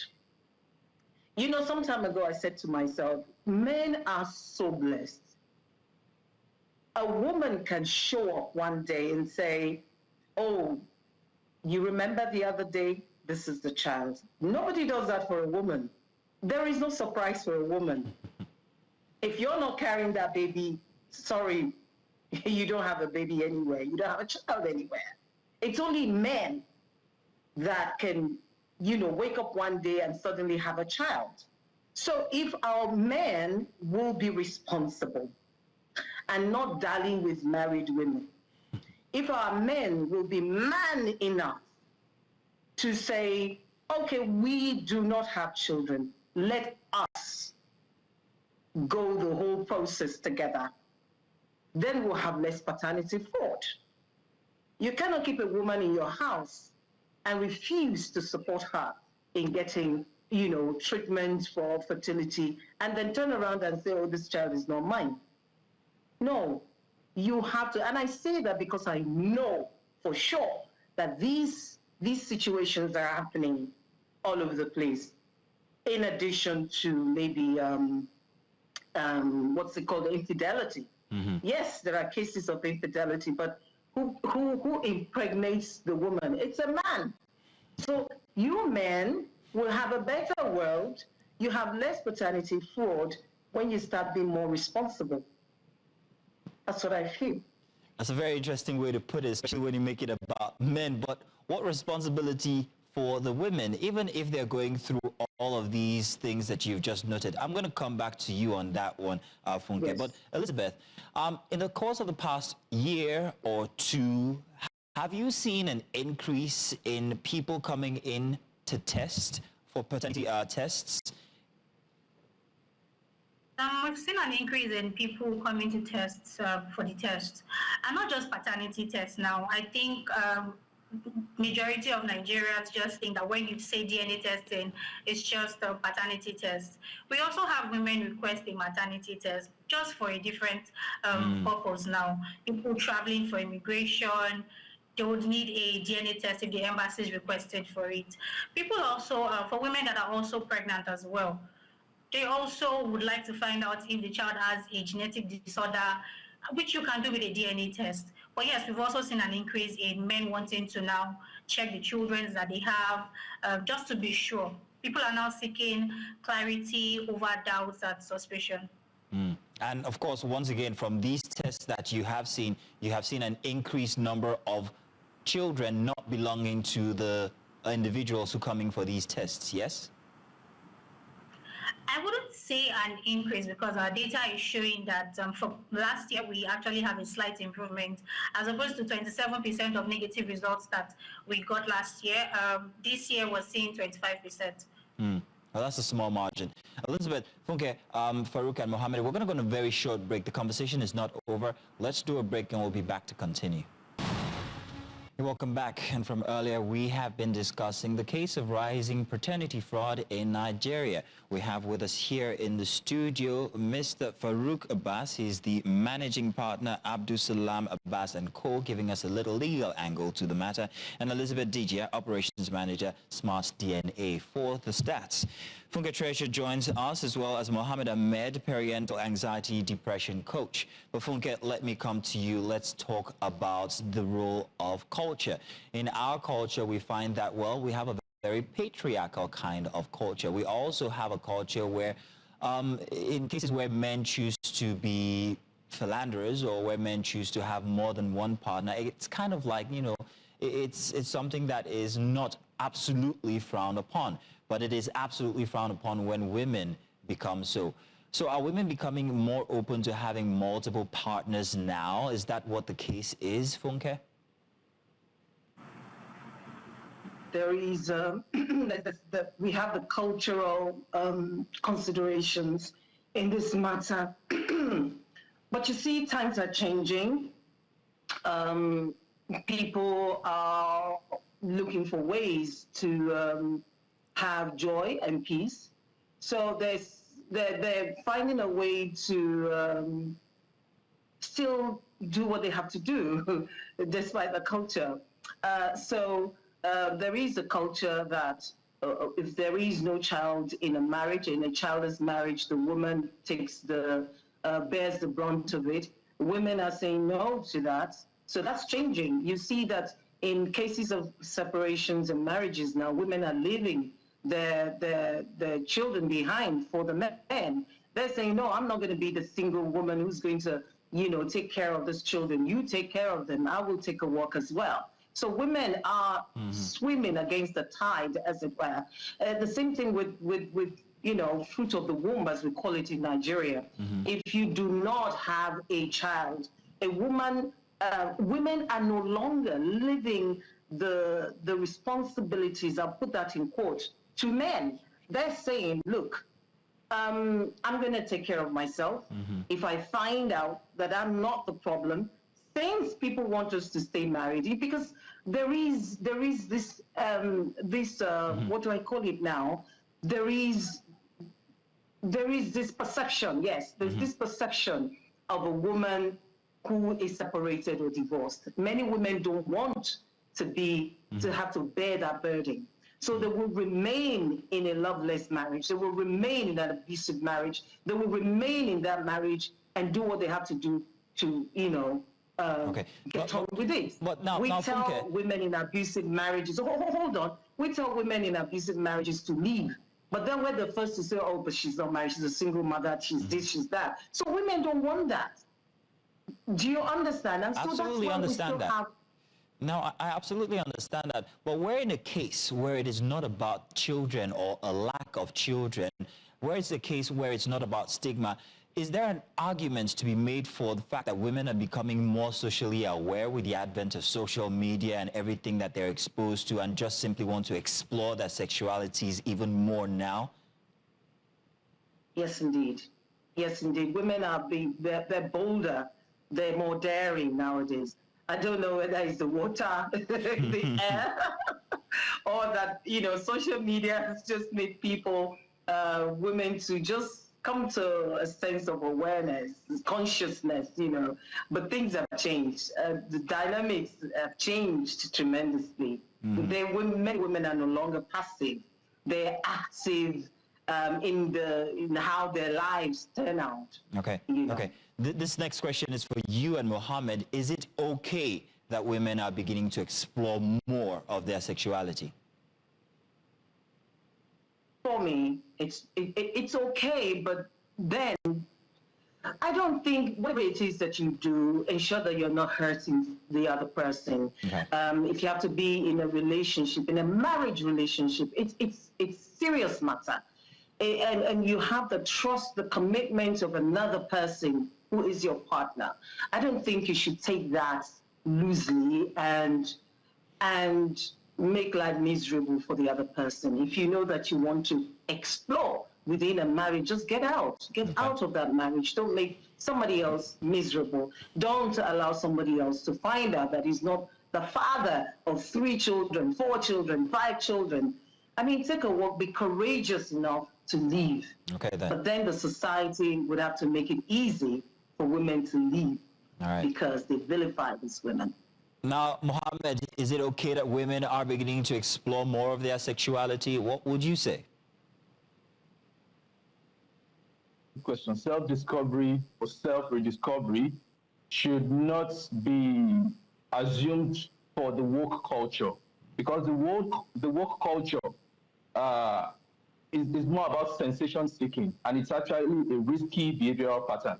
Okay, so most of these women are constantly on social media. They get the attention and validation from that social media, and it allows them not maintain the boundaries as expected, as shared by the barrister in the house, the legal practitioner in the house. So you see, and then on social media today, we see infidelity stories are normalized. So it becomes more like a copycat behavior because women do not see the need for them to, to maintain their dignity. It gives them the slippery slope to say, yes, I can try this out. So, and then some of them also, are following celebrities that are probably even promoting single motherhood. It's not, if you look at the current, would I say, generation, the millennials and probably a little before them, they are actually advocating for single parenthood, and this is because of the proliferation of Western cultures, Westernized cultures too. So I'm saying that we need to revisit what the family dynamics are, because these issues are leading to intergenerational trauma and probably associated identity crisis for children, So a woman who is not satisfied in a marriage should be expressive enough to tell her husband what she desires or what she wants, and probably escalate if it's not working out. And as Mrs. The speaker for me rightly said, work out of the marriage, as against just trying to create problems that would affect every party in the long run. Okay. Now let's look at the legal angle once again. Now, Farouk, what happens when a man discovers that his kids are no longer his kids? What obligations does he still have for those children whom he perhaps had brought up since up until 10 years old and maybe even more? What does he do? What is owed to him at this point? Okay, thank you. That's not a good position to be at. No. But when you get to that position, number one, you need to realize that paternity fraud is not a crime in Nigeria. It is not. It's not a crime in Nigeria. No, yes. you're joking. It's not a crime in Nigeria. And since it's not a crime in Nigeria, what that means is that you can only have recourse to the civil aspect of it. And what do I mean by having recourse to the civil aspect of it? Of course, you'll be traumatized, you'll be emotionally damaged, you'll be embarrassed, you will have suffered a lot of inconveniences and loss. So you can go to courts for breach of trust, for thought of deceit, and of course you would have your evidence, because for you to have been able to establish that the children are not yours, it means that you have a DNA result. And that can also be a ground for divorce, if you want to attack it frontally, because the truth, and what no one has mentioned, is that there are cases where parties find out that one of the children don't belong to the father, and the father decides to forgive and move on, and they just keep quiet about it. So it doesn't mean that if there's an issue of paternity fraud, that must be the end of the marriage. Some parties overlook it. We've had cases where maybe a party eventually opened up to the husband, and because the husband didn't find out on his own, and based on that openness, they decided and said, you know what, okay, let's try and see therapists, let's not bring the marriage to an end. But if you don't have the emotional stamina to contain it, because of course, once it arises, you must see therapists, of course, because it's emotionally draining. And in terms of legal standing, if there are children, what the law says is that, because there are cases on that it's in the best interest of the children to know their real father. So if you find out that they are children and you are not their real father, you have a duty to make them know their real father. Of course, if you now weigh the case and see that it won't be in their best interest, because whatever the court decides in family matters is usually based on the best interest of the child. And those cases are different. The circumstance in case A will be different from circumstance in case B. If you feel that in case A now, letting the child know who their real father is at this moment will do more damage than good to the child, perhaps you can manage it in a more strategic way. But you have a duty to allow the child to know who their parents, their real parents are. So you can go to court on it. And most people don't pursue the aspect of going to court for the civil responsibility, for the civil breach to get damages. And that's what I believe is still making it prevalent. Because if maybe somebody experienced it and you took your wife to court and you get an order for damages against her and a pronouncement that she's liable for breach of trust and deceit, that becomes a public document. When she leaves the marriage and she wants to marry somebody else, if they ask and say, why did you leave your previous marriage, you won't be able to tell any lie and say the man was impotent or the man was this. There's already a fact. So that would be like a form of deterrence, and nobody will do it anymore. But if it happens and you just keep quiet about it, or you just tweet about it and move on, you are still promoting it indirectly. So are you suggesting to fathers that they must take legal action? Yes, what I'm suggesting is that if you cannot be reconciled and I'm not always, I don't advocate, even though I do a lot of family law, I don't always advocate for dislocation of families and all that. So I always preach for mediation, for resolving disputes amicably. If it cannot be resolved amicably and with the help of therapists, I suggest very strongly that legal action should be taken. And unfortunately, we don't have a legal framework on this, because some other advanced clients, they have laws governing this issue of paternity, steps to take, how to go about it, and all that. I think the time is now ripe that we shouldn't just make it a talk show. Whenever this thing happens, you talk about it. Let's take actions. Let the courts make one or two pronouncements. And if they are children, they have a duty. You have a duty to let them know their father. Of course, if it's an adult, there's a court of appeal decision where an elderly person, somebody said that he was the father of an elderly man, and the court said no, we can't compel an adult to undergo DNA test. So if it's an adult, yeah, you can forget about that. But for children, they have a right to know who their father is, and you have to save them from the emotional trauma and burden of thinking somebody is their sibling or somebody is their father and the person is their father. Because under the Child Rights Act and Child Rights Law of Lagos State, children also have rights to dignity. They have rights that must be respected. And one of their rights is that they must know their parents. Okay. So I believe that that's what should be done. But of course, it's not a crime. But you can use it as a ground for divorce. You can resolve amicably, or you can go against the other party. If she's a very wealthy person or she has income that she can pay, then you can take her to court and let the court tell her to give you damages. And of course, if you even know the other party, because another part we're not talking about is the issue of technology in paternity fraud. It might not be infidelity. It might be that where she went to do IVF, she did IVF without telling her husband. It might be that they said they were using the husband's sperm and they used the third-party sperm. Because if you do the DNA there, it won't show that that's the person. So if you know that it was infidelity and you have proof that this is the person responsible, aside from suing your wife, you can also join the other party, the other person who is the father, as a party to the case and claim damages against them. So when you do that and it becomes open in the public and there's a judgment, that will serve as a form of deterrence, like Madam the lecturer said there. Maybe some men will see that and say, you know what, I don't want to be exposed in this sort of way, that my judgments will be outside, that this is what I did, you know. But if you don't take action, then we will continue to promote it indirectly. Very interesting, well articulated. Elizabeth, for dramatic effect, we'd like to know what's the worst case you have ever recorded? Because we hear of cases where all 3 children, all 4 children, 3 out of 5 kids. Now, specifically, what's the worst case you've ever experienced? So while I would not be able to disclose that, because for our clients we have the confidentiality part of our tests that we do, but say on a average, probably like 3-4 children not being the biological children to the man. Oh wow, that is a serious case indeed. Well, I'm hoping that we've covered all the bases here today. I want to say thank you very much, Elizabeth Dijia. Thank you very much, Farouk, Abbas, and also Funke Treasure. Thank you very much. It was also very good having you here for that element that you added in. And of course, Mohammed Ahmed, parental anxiety and depression coach. Thank you to the entire panel here today. We'll continue to follow these cases. Maybe a year from now, we'll come back and have this conversation. Elizabeth will tell us if it's better or worse, but we'll find out. Thank you once again. Do stay tuned, because we've got more coming your way inside of Breakfast Extra. You're welcome. It's still another conversation here for Breakfast Extra.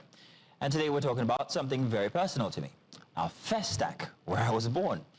A Festac wasn't just another estate back in the late 1970s. It was Nigeria's pride and project, planned as a model city to host the Festival of Arts and Culture in 1977. It's got wide avenues, solid infrastructure, and a dream of a modern, organized community. But nearly 50 decades, or rather 50 years later, the dream has eroded. Today, Festac is known less for its legacy and more for its labyrinth of potholes. Avenues that once carried the promise of development now carry water, debris, and also frustration. That neglect has pushed traffic into inner roads, leaving them battered, increasing traffic time and devaluing property and draining residents' income with endless car repairs. To go with that, the streets, well, they're littered with makeshift commercial hubs and blocks drainages. Now let's see this report which we made from during the week about Festac, and we'll be back to discuss with someone very, very interesting here in the studio. Well, welcome to Festac, what used to be a very well-planned part of Lagos State. A little bit of history. Festac was built in the 1970s to be able to accommodate delegates at the Festac 77 Festival, a festival of arts and culture. It says so in the name. Now, that name was supposed to be something that kind of like represented pride of Africa and also the possibilities of modern living. But right now, Festac has been reduced to squalor. And it's a sad situation because it not only affects lives and people's property, it also affects what we once held as our pride, our African pride. Wide avenues, planned estates, and infrastructure that once reflected Nigeria's ambition. Nearly 5 decades later, that promise has crumbled. What was built as a model of modern living is now scattered by broken asphalt, clogged drains, and more potholes than actual roads. Nowhere is this decline more glaring than on 2nd Avenue.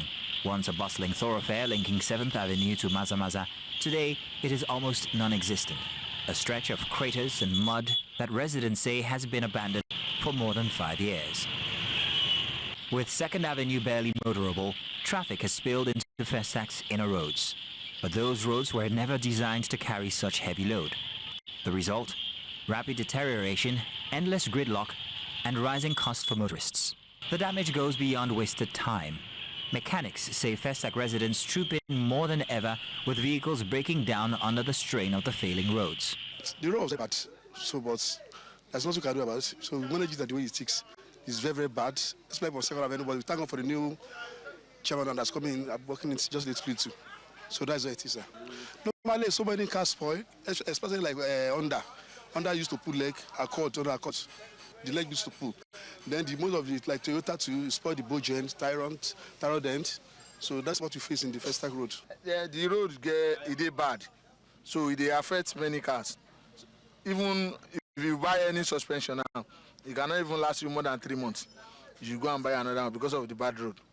So government have to do something. And beyond cars, commerce is taking a hit.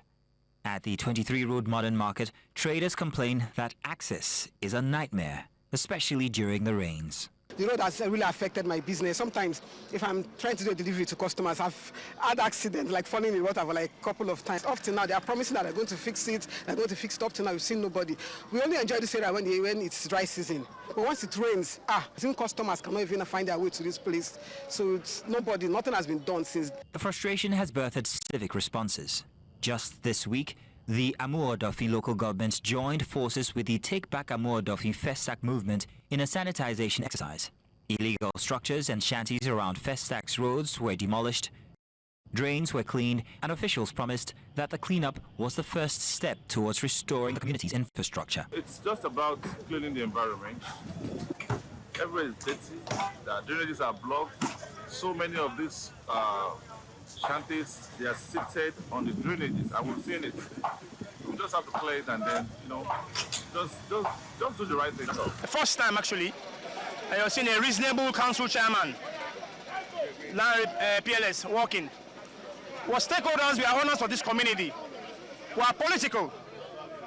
What we want is sanity and the mutual peaceful coexistence with everybody, even you're in this or not.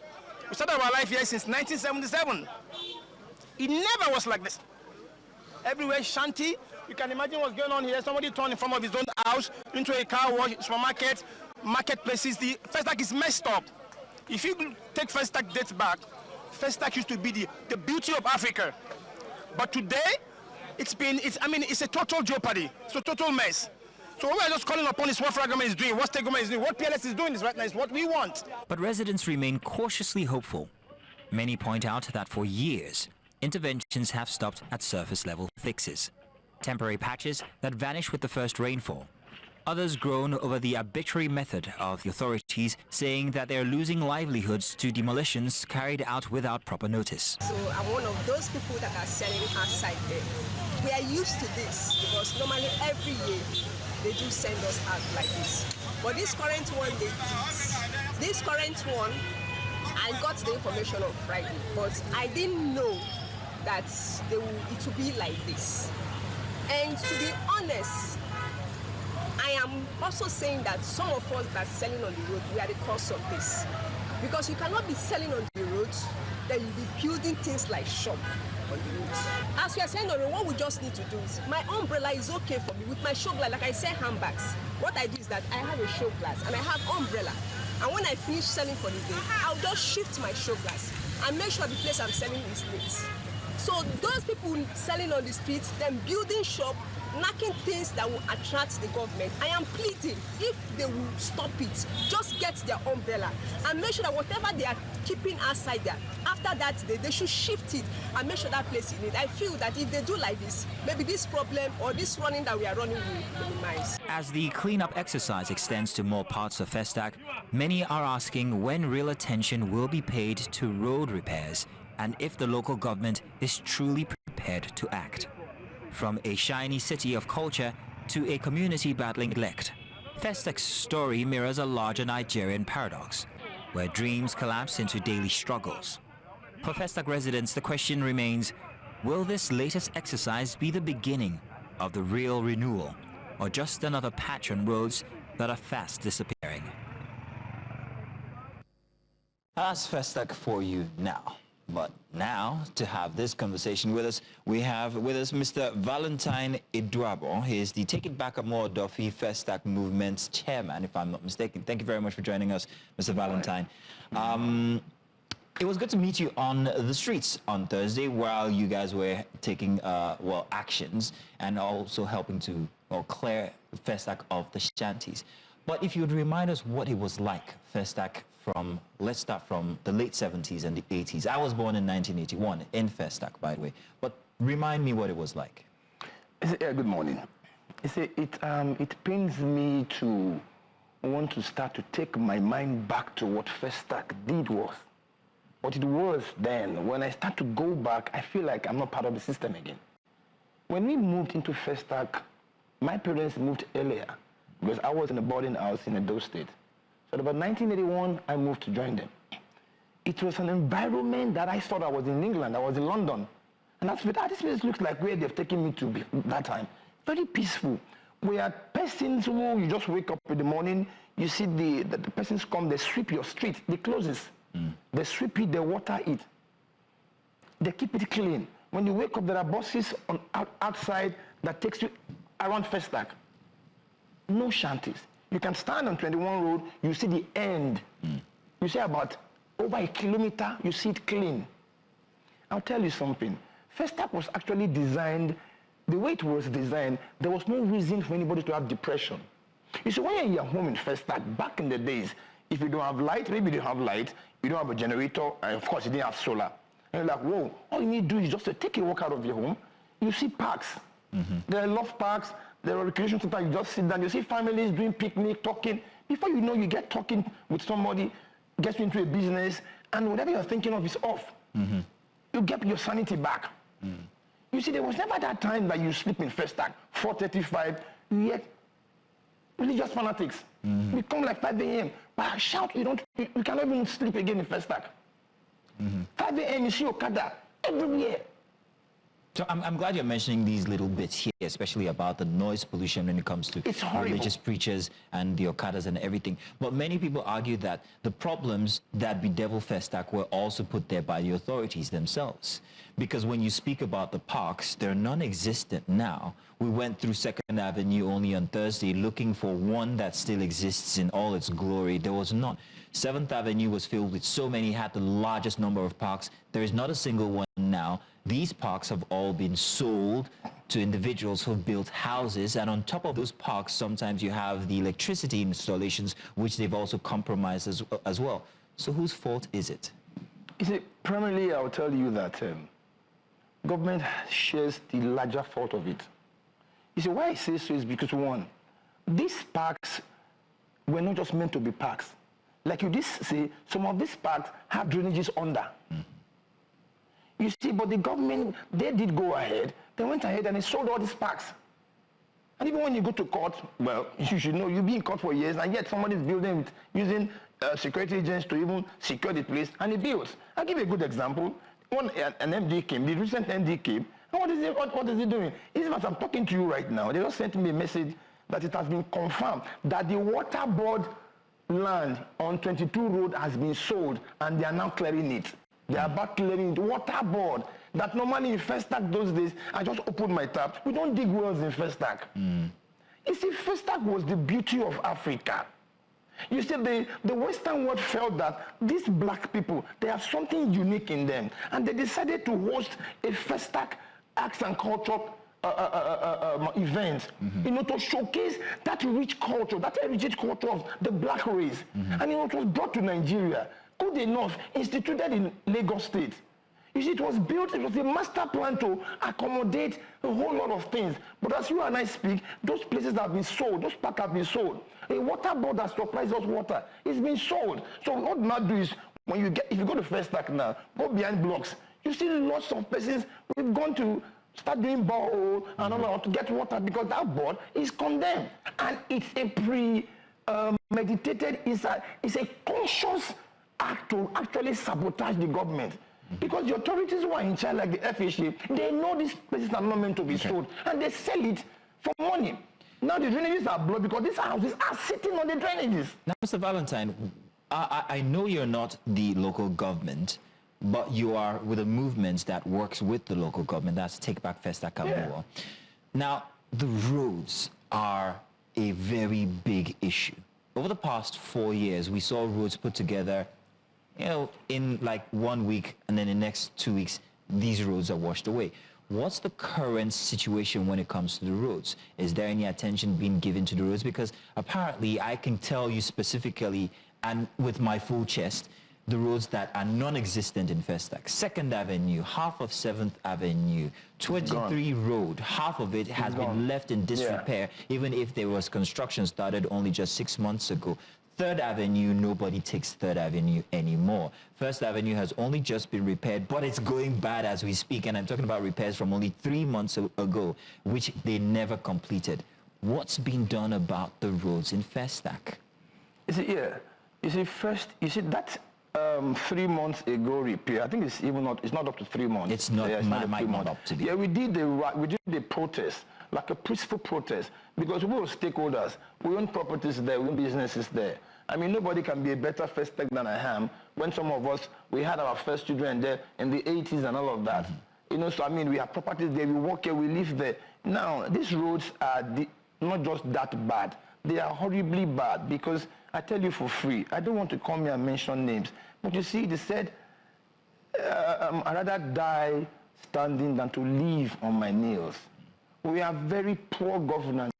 The immediate past person was a jeopardy to Festac. There was nothing he did. He just, you know, we kept quiet because we felt someday in our life, sanity will return. And I also says that evil triumphing in society when men of goodwill remain silent in terms of moral crisis and even human degradation. So we just need to put a stop to our nonchalance and our silence. And that's why we said, let us challenge this government. And when we did that, there's this pro-action reaction that came. And that's why you see these roads that have been done. We had this protest, I think, July 5th. And by July 7th, about the Monday of it, we saw government, you know, springing into actions and getting palliatives on the road because we complained. So shouldn't we have complained? You would have just kept the blind eye on the community that you could generate revenue from. A community you generate fund from, a community that houses, you know, the face of Nigeria. The best estate in the entire continent of black race is this Festac. Now we've had very poor local government. Ayo came, tried to do something because he was a proper Festac board. But the other person that came messed up. But this one now, we had a meeting with him, and I saw him. I saw the drive in him. We are not after the political party. We're not interested. We are political. But this PLS guy is a Festac boy. And I see yes, I see the passion in him. When we talk together, he tells me, say, look, brother, leave this thing. Let me jump on that real quick and let them know. Prince Larry Sanusi is the new LGA chairman for Festac.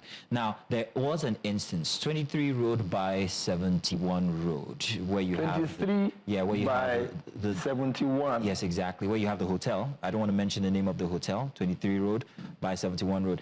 It used to be a bad spot. Now, there was a story, because this is my area, there's a story that goes that an individual was interested in fixing the road. Oh, you know the story I'm talking about. Now, he came under very big pushback from the local government. How is that possible where individuals are interested in beautifying Festac? We saw an instance as well while the demolition was going on of a young man who is in charge of 4th Avenue.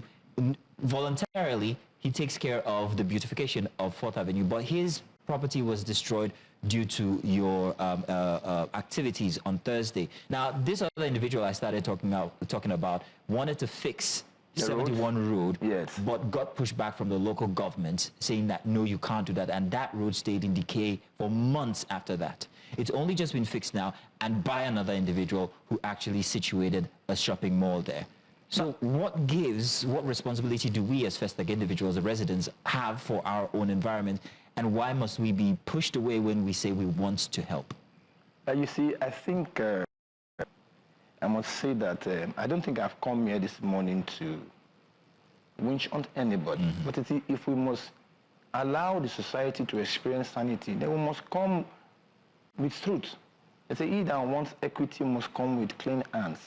What you said is total true. The immediate past government did award that road out. Now, when they get to that particular job, I will tell you the hotel. We have Rockview, we have the shopping mall, all of them that the road even stopped at 23 road. There's no place in Festac with no time, I don't know. The contract, even the individuals, not just individuals, I will mention people's names that want to use their own fund to bring sanity to the system and do this road. And the local government administration will now tell you, give us the money, we will do it. Exactly. You collect money from governor. You collect money from presidency as a federal allocation account. Now you an individual says want to do the road. You now tell him, pay the money to me. He will now do the road with which money? Is it the tribe? Is it money from federal government? His money or whose money? And even when you collect this individual's money, you don't even do the road. And the man is saying, let me use my funding to help you do the road. You choke him, you don't do the road. You allow his business to go into rubbles. And now you do it halfway. You stop that church. Now, getting to GT Bank, you stopped because you're also thinking that you will extort GT Bank and others, which you did. And you went as far as to the next building, which is Canary Ward, that he has to bring funding himself to fund it to First Bank. That is the junction number 72 junction to the market. And you now stop that market by T-close. Why? And people are giving you funds. And the government has also funded that project. And so where does all this stop? Where does it stop? I think that, sincerely speaking, between you and I, if we want to have a reasonable government in this country, especially Lagos State particularly, some council chairman should be in jail. They should just be, primarily, it should just be in jail. You take taxpayers' money, fund money, you take it, you buy properties everywhere, and you leave the community in disarray. And we are there, we are suffering. And you call us out to come and vote. Let me open your eyes here. Unfortunately, we can't take it anymore because we are out of time. That's okay. But we will continue to look into these matters when it comes to Festac. I'm a Festac boy. And we want to say thank you very much for your efforts when it comes to bringing sanity back to Festac, Mr. Valentine. And I want to appeal to the Lagos State governor. You should work collaboratively with PLS. And let us, please, governor, you pay tax. Please help us. Approve roads for us. Please, we beg you. Drainages, we are living inside a freeze. Festac is there. Bring it back, please, Governor Sanwo-Olu. Bola Ahmed Tinubu, my president, please. Larry, PLS, nice one, please. Let's bring the glory of and sanity of Festac back. I beg you all, please. It's our home. Our kids live there. We live here, please. We want sanity, please. Thank you very much. Mr. Valentine, thank you very much. And that open plea to Mr. Larry Sanusi, that's Prince Larry Sanusi, who's the LGA chairman for Festac. That's the conversation, and it's not stopping. We will continue to monitor and see sanity brought back to these parts of Nigeria that we hold so dear as our African pride. This is not the end. Let's do a break now. We've got more coming. Another one this morning. It's a little known fact that Nigeria has never been short of brilliance. From mathematics geniuses to global science award winners, our young people keep proving that they can compete with the best in the world. Yet, for all their effort, their victories hardly get the spotlight. Take, for instance, the Global Team Eagle English competition, where 3 Nigerian girls, Nafisa Abdullahi Aminu, Rukaya Fema, and Hadiza Kali, emerged winners on the international stage. Their triumph was a thing of pride. But while we see grand receptions for entertainers or sports stars, these girls barely made a headline, let alone receive national applause. This is not an isolated case. Across the board, intellectual excellence often sits in the shadows of celebrity culture. Instead of recognition and encouragement, many innovators, researchers, and prodigies face silence. This neglect doesn't just wound pride, it drives talent away. Add to that weak intellectual property laws, poor policy implementation, and the lure of greener pastures abroad, and you see why Nigeria risks losing its best minds to other nations. So here lies the gap. We celebrate talent on the stage and on the pitch, but rarely the talent in the lab, the library, or the classroom. If left unchecked, this imbalance fuels brain drain and stifles innovation. The question then is, how do we build a culture that gives equal applause, whether for an Afrobeats chart topper, or a footballer scoring goals, or a student making Nigeria proud on a global stage? Joining us to have this conversation, Dr. Gwagwalada, consultant psychiatrist and associate lecturer at LASUTH. And of course, we also have Dr. Joy joining us as well. She is joining us on via Zoom, and we'll be having this very interesting conversation. Blessed am I amongst doctors, by the way, I must say. Thank you very much, ladies, for all coming on to talk about this very interesting topic. Dr. Joy, we had a little session before here, so I'm not going to tell what I was asked to tell you, but you know what I'm about to say. However, let's talk about this situation we find ourselves. As an academic, what do you think about where Nigeria puts, well, prodigies in the labs, the classrooms, and other forms of institutions? Well, thank you so much for having me today, and always a pleasure to be on News Central. I love the attention to matters that promote advocacy, so it's always a pleasure to be here. We have the challenges of, should I say, stifled recognition of intellectual achievements. And this often, yes, like you said, leads to brain drain, because when I'm acknowledged by other countries, then of course the allure to go to these other countries becomes more appealing. Social media has helped us see people and recognize people at different points. But it is unfortunate that at the state level, local government level, or the national level, these acknowledgements are very limited, very poor. And you could say, well, you know, academics are not as flashy or as interesting as music and drama and, you know, athletics. That's, you know, one of the reasons that has, you know, been highlighted to say, oh, well, you know, people are intelligent, people are just studying. But it does take years to gain these levels of certifications, to gain, like the lovely lady Nafisa, it takes time, years, to hit such high levels of attainment. And so I think we should acknowledge each other. I think it's important at the local government level, state level even, acknowledge these things, because you see, that motivates another potential younger Nafisa, younger Chinedu, younger Bamishe to try and learn, to try, put some more effort into their schooling.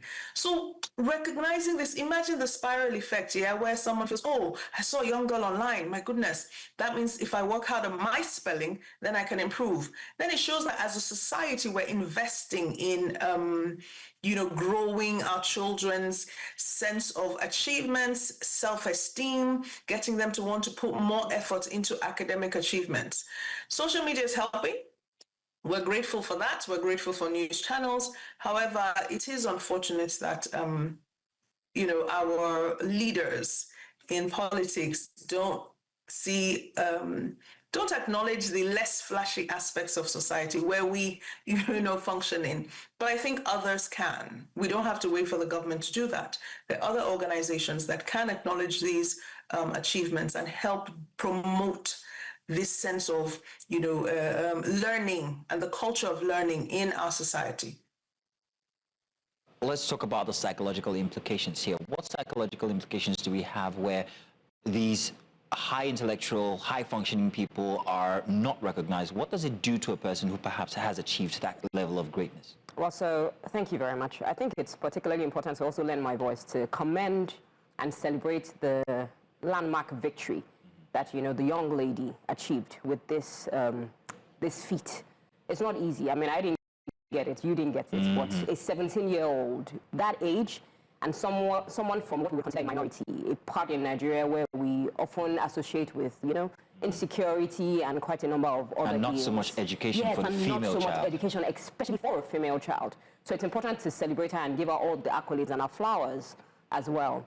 Unfortunately, however, if the spotlight is not given to that young girl and the two other people and many other people who display, you know, brilliance, sheer brilliance in academics especially, what happens is that we not only stifle the attention that she should get, but everyone around her. So again, other females, other young children, other people from minorities also start to think, perhaps it's what it's after all. Maybe I shouldn't be studying, maybe I shouldn't be reading, maybe I shouldn't be looking at getting good grades and all of that. So again, it dims the attention that that sort of brilliance is supposed to get. Apart from that, of course, is the fact that it takes away what we look at when we look at, you know, self-esteem and confidence. Because not everyone will be a rapper, not everyone will be, you know, someone who writes a book, not everyone will be an athletic. But there are some people whose excellence will be shown forth through, you know, academics. And so when we start to dim the spotlight on that, we not only stifle it towards that one person who has won it, it's about everyone else. And so it cuts off self-esteem issues, it causes self-esteem issues and confidence issues as well. Of course, if you don't get the attention that you deserve when you do such an academic feat, what also happens is that, you know, you'd start to probably on the brink of depression. Am I really worth anything? Is what I have done really worth anything? Will people, you know, look at me like they will look at anyone else? I mean, put Nafisa in a room and put a superstar, quote and unquote, a superstar on the, you know who gets the most accolades, the most attention. And so that also starts to break the spirit of other people. Isn't that a societal problem then, isn't it? Definitely. It's our orientation as a society to want to look at the flair of entertainment or sports. I've got a story. Dr. Issa, let me tell you the story of a young man from 2005. He was a botany major in Lagos State University, and he was top of his class. He actually almost graduated with a first class, and he was looked up to by his peers. Unfortunately, he felt that there was no recognition when it comes to that mode or that direction in life. So he jumped into a flashier kind of expression that was radio, far removed from biology. And that changed the trajectory of his life from then on, because back then radio was a very interesting, exciting way of making a living. It's like the Instagram of the early 2000s. Now, do we see this happening more often with these kinds of lack of recognition that we are giving or not giving to people who actually need it? By the way, that young man was me. Dr. Issa. Question? Yeah. Say again? Yeah. No, I was just going to ask, was that you? Are you talking about yourself? Yes, it was me. It was, but here I am. It's not all loss. Yes. But do we see this happening often? Oh, yes. And not only do we see it happening from the children's point of view, it's from society. Like Doc said, it's, you know, from the parents saying, oh, you just want to, you know, just be learning, reading something, you want to read botany, you want to read something academic and go sit in a classroom or sit and be a poor lecturer. I can tell you, my dad actually said to me when I wanted to study French for my first degree, French and linguistics, he said, you'll now be a poor teacher. You know, he was like, what? You pass maths, you should be studying accounting or law or something more dramatic. Why do you want to study, you know, this unprestigious French? But it's like society has stifled this culture of curiosity. And that is what academia thrives on. Curiosity that makes you do research, that makes you investigate possibilities and find new medication that can help and find new avenues that children can, you know, thrive through. So with this poor attention, let's call it poor attention because there's a little bit, but the attention is so poor that it is demotivating. And I completely agree with her that yes, children are often demotivated. Teachers are often demotivated because we put energy and effort into trying to build curiosity in our students. We try and build these 21st century C's, right? Build the collaboration, build the communication, critical thinking and problem solving. But if I'm problem solving and no one recognizes or acknowledges the problems I am solving or my efforts and energies, then why should I bother? What is the need? So transitions will happen, right? Because young people don't always know exactly what they want to do, and we have to acknowledge that. However, there are external factors sometimes influencing, children who are indecisive. Why won't I go and play music and sing when I can, as we say in Nigeria, just blow with 2 albums? Why do I have to slave away working in some, university, working in some school, earning 200,000 naira a month, most likely less if you're a teacher in certain communities? Why would I do that when there is the alternative? For our young people today, unfortunately, crime has become an alternative. Cybercrime has become an alternative. And where they should be in schools, where we teach them ethics, where we teach them morals, we have challenges with keeping our children in schools because of insecurity. We have challenges keeping our children in schools because of challenges with the authorities administering examinations. And so you slave away, you complete your exams, either WAEC or JAM, and your results are flawed, the situation's inconvenient. All of this just culminates in a young person saying, I beg, I beg, I beg, I beg, I beg, I'm not doing again. So we as a society can do something. Now that's the bridge we need to bridge on back to Dr. Gwagwalada here, how it affects the mentality of the young person. And I want to come at it from this angle, Dr. Gwagwalada. The fact that Nigeria has very weak intellectual property laws, could that also be a reason why we don't see, I mean, I'm thinking it's not going to translate to money. Yeah. If we fix that, do you think we might fix the situation? Also, I think it goes more than weak intellectual property laws. Beyond social, there's cultural, there's political, there's economic, and of course there's psychological reasons or bases why, this kind of attitude towards academics continues to thrive. I'll give you a classical example. I'm sitting in my clinic one day, and a young boy, 14, comes in with his dad. And this is me saying, so what is the issue? Why have you come to my practice today? And the father says, well, my son is beginning to behave like, and he adores Mommy of Lagos. And I look... Wait, hang on a second. Yeah. Mommy of Lagos is the... Okay, I think I know who that is. Yeah, Mommy of Lagos. And I look at the young boy and I'm like, so I hear that this is your role model. You really like this person. And he says, yes. And I'm like, why? And he says, doctor, he is popular. And I'm like, yes. I mean, who would have known Dr. Abiri before you walked into this room? You didn't know me. If you had to put me beside that person, you wouldn't know me. I said, give me another reason. And he said he has a lot of money, which is not untrue. And so, unfortunately, what has reinforced a lot of these factors in society is, again, the social-cultural, political, where we throw our weight behind, economic, where money goes where attention flows. Attention is more likely to flow in the direction of entertainment, in the direction of sports, as against academics. Academics, it takes a long time. I mean, I'm an academic, she's an academic. It takes a long time to... You're not doing badly, both of you. Well, it takes a long time to write papers. It is sometimes boring, sometimes tasking. And then at the end of the day, all the efforts that you put in may not even be recognized. Again, I spoke about psychological theories. You see, a lot of our young people, and even older people, are at a stage that the, psychologist Erik Erikson described as identity versus role confusion. And the identity of many young people these days is influenced by what society says. The person who is popular, the person who gets all the attention, is the person that we see and we're able to make noise about, despite the fact that it may be for a short time. So that's another thing. The instant gratification that comes with entertainment, with sports, with drama, with the things that bring about fame and all of that, is more alluring more attractive to the young person and even an older person as compared with academics. So beyond weak intellectual property laws, there's a lot that we need to fix. There's a lot that we need to give attention to.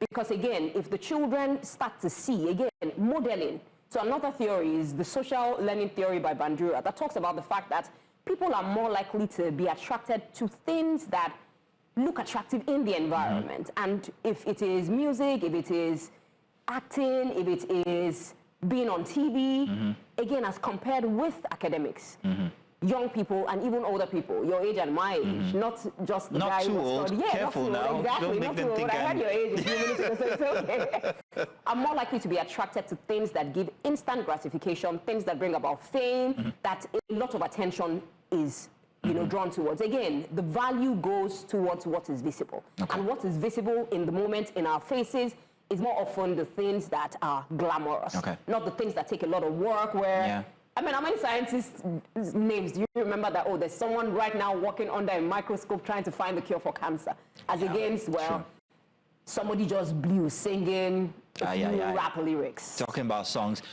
Dr. Joy Issa, you've been around the world, and I think you've seen better climes. I think that you got it, yes? I think that you could give us a sample of where focus on intellect has produced great results. Could you give us any? I would even like to start with an example of where this has been, should I say, challenged in the so-called developed world. I remember an interview where Jill Biden was being interviewed, yes. And this is when Biden was president. And she's a doctor.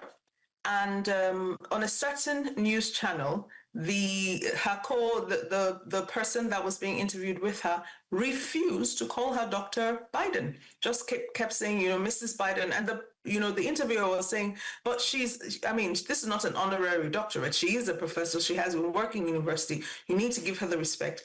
And he vehemently refused. He just kept saying Mrs. Biden. So you see this power dynamics. That's where I want to start from. The power dynamics in certain cultures are skewed towards masculinity and wealth. In Nigeria specifically, if you are male, you're seen as more powerful than female. If you have money, you're seen as more powerful than someone who doesn't. So back to what Doctor said, if you do not have money, you are not important. Nobody pays attention to you. So I can empathize with that young person wanting to blow and wanting to be like the person who he had identified as his role model. Let's look at Chimamanda as our example. Chimamanda was first acknowledged outside of this country, not inside of this country, I have to say. And when she blew outside, we now caught on. There are so many examples. In the US, in the UK, you have professors who are acknowledged for patenting, medication patent, literature, mathematics, and check through history. A lot of things happen in societies where attention is paid to these things. There are associations, organizations responsible for recognizing these feats. Where do all the Nobel laureates, where's that organization? Not in this country. Guinness World Book of Records, yes, now it's global and people can reach out to them as individuals and get the acknowledgement they deserve. Coming back to us, please, again I say, it's not only the governments that should do this, it is the associations. It is the organizations who are promoting or who claim to be promoting, interest in national development and national discourse. Right. What's the Nigerian Universities Commission? NUC. Okay. This girl has just achieved spelling bee, international status and all. Can we acknowledge that as an academic feat? And can she be given some great access to some universities in Nigeria, for example? Can ASU do something about that? So I think organizations shouldn't only focus on advocating for better working conditions for us as staff, but should also focus on these national recognitions. They are the ones who can influence government to, pay attention to these things because they are the custodians of academic learning. Same thing happens abroad. It's the universities commissions, it's the academic organizations that acknowledge, and then the government, will support. So I think that's what we need to do. Our people need to acknowledge us for what we're doing. You have, I must please mention WIMBYs. WIMBYs is Women in Management and Business and Public Service. And I acknowledge WIMBYs for recognizing the achievements of women globally. A few years ago, it was about women in the aviation sector, even posthumously. Before then, it was about women in media, and it's been going on for many, many, many, many years. We acknowledge the achievements of women, but it shouldn't only be women, right? It should be global, across our nation.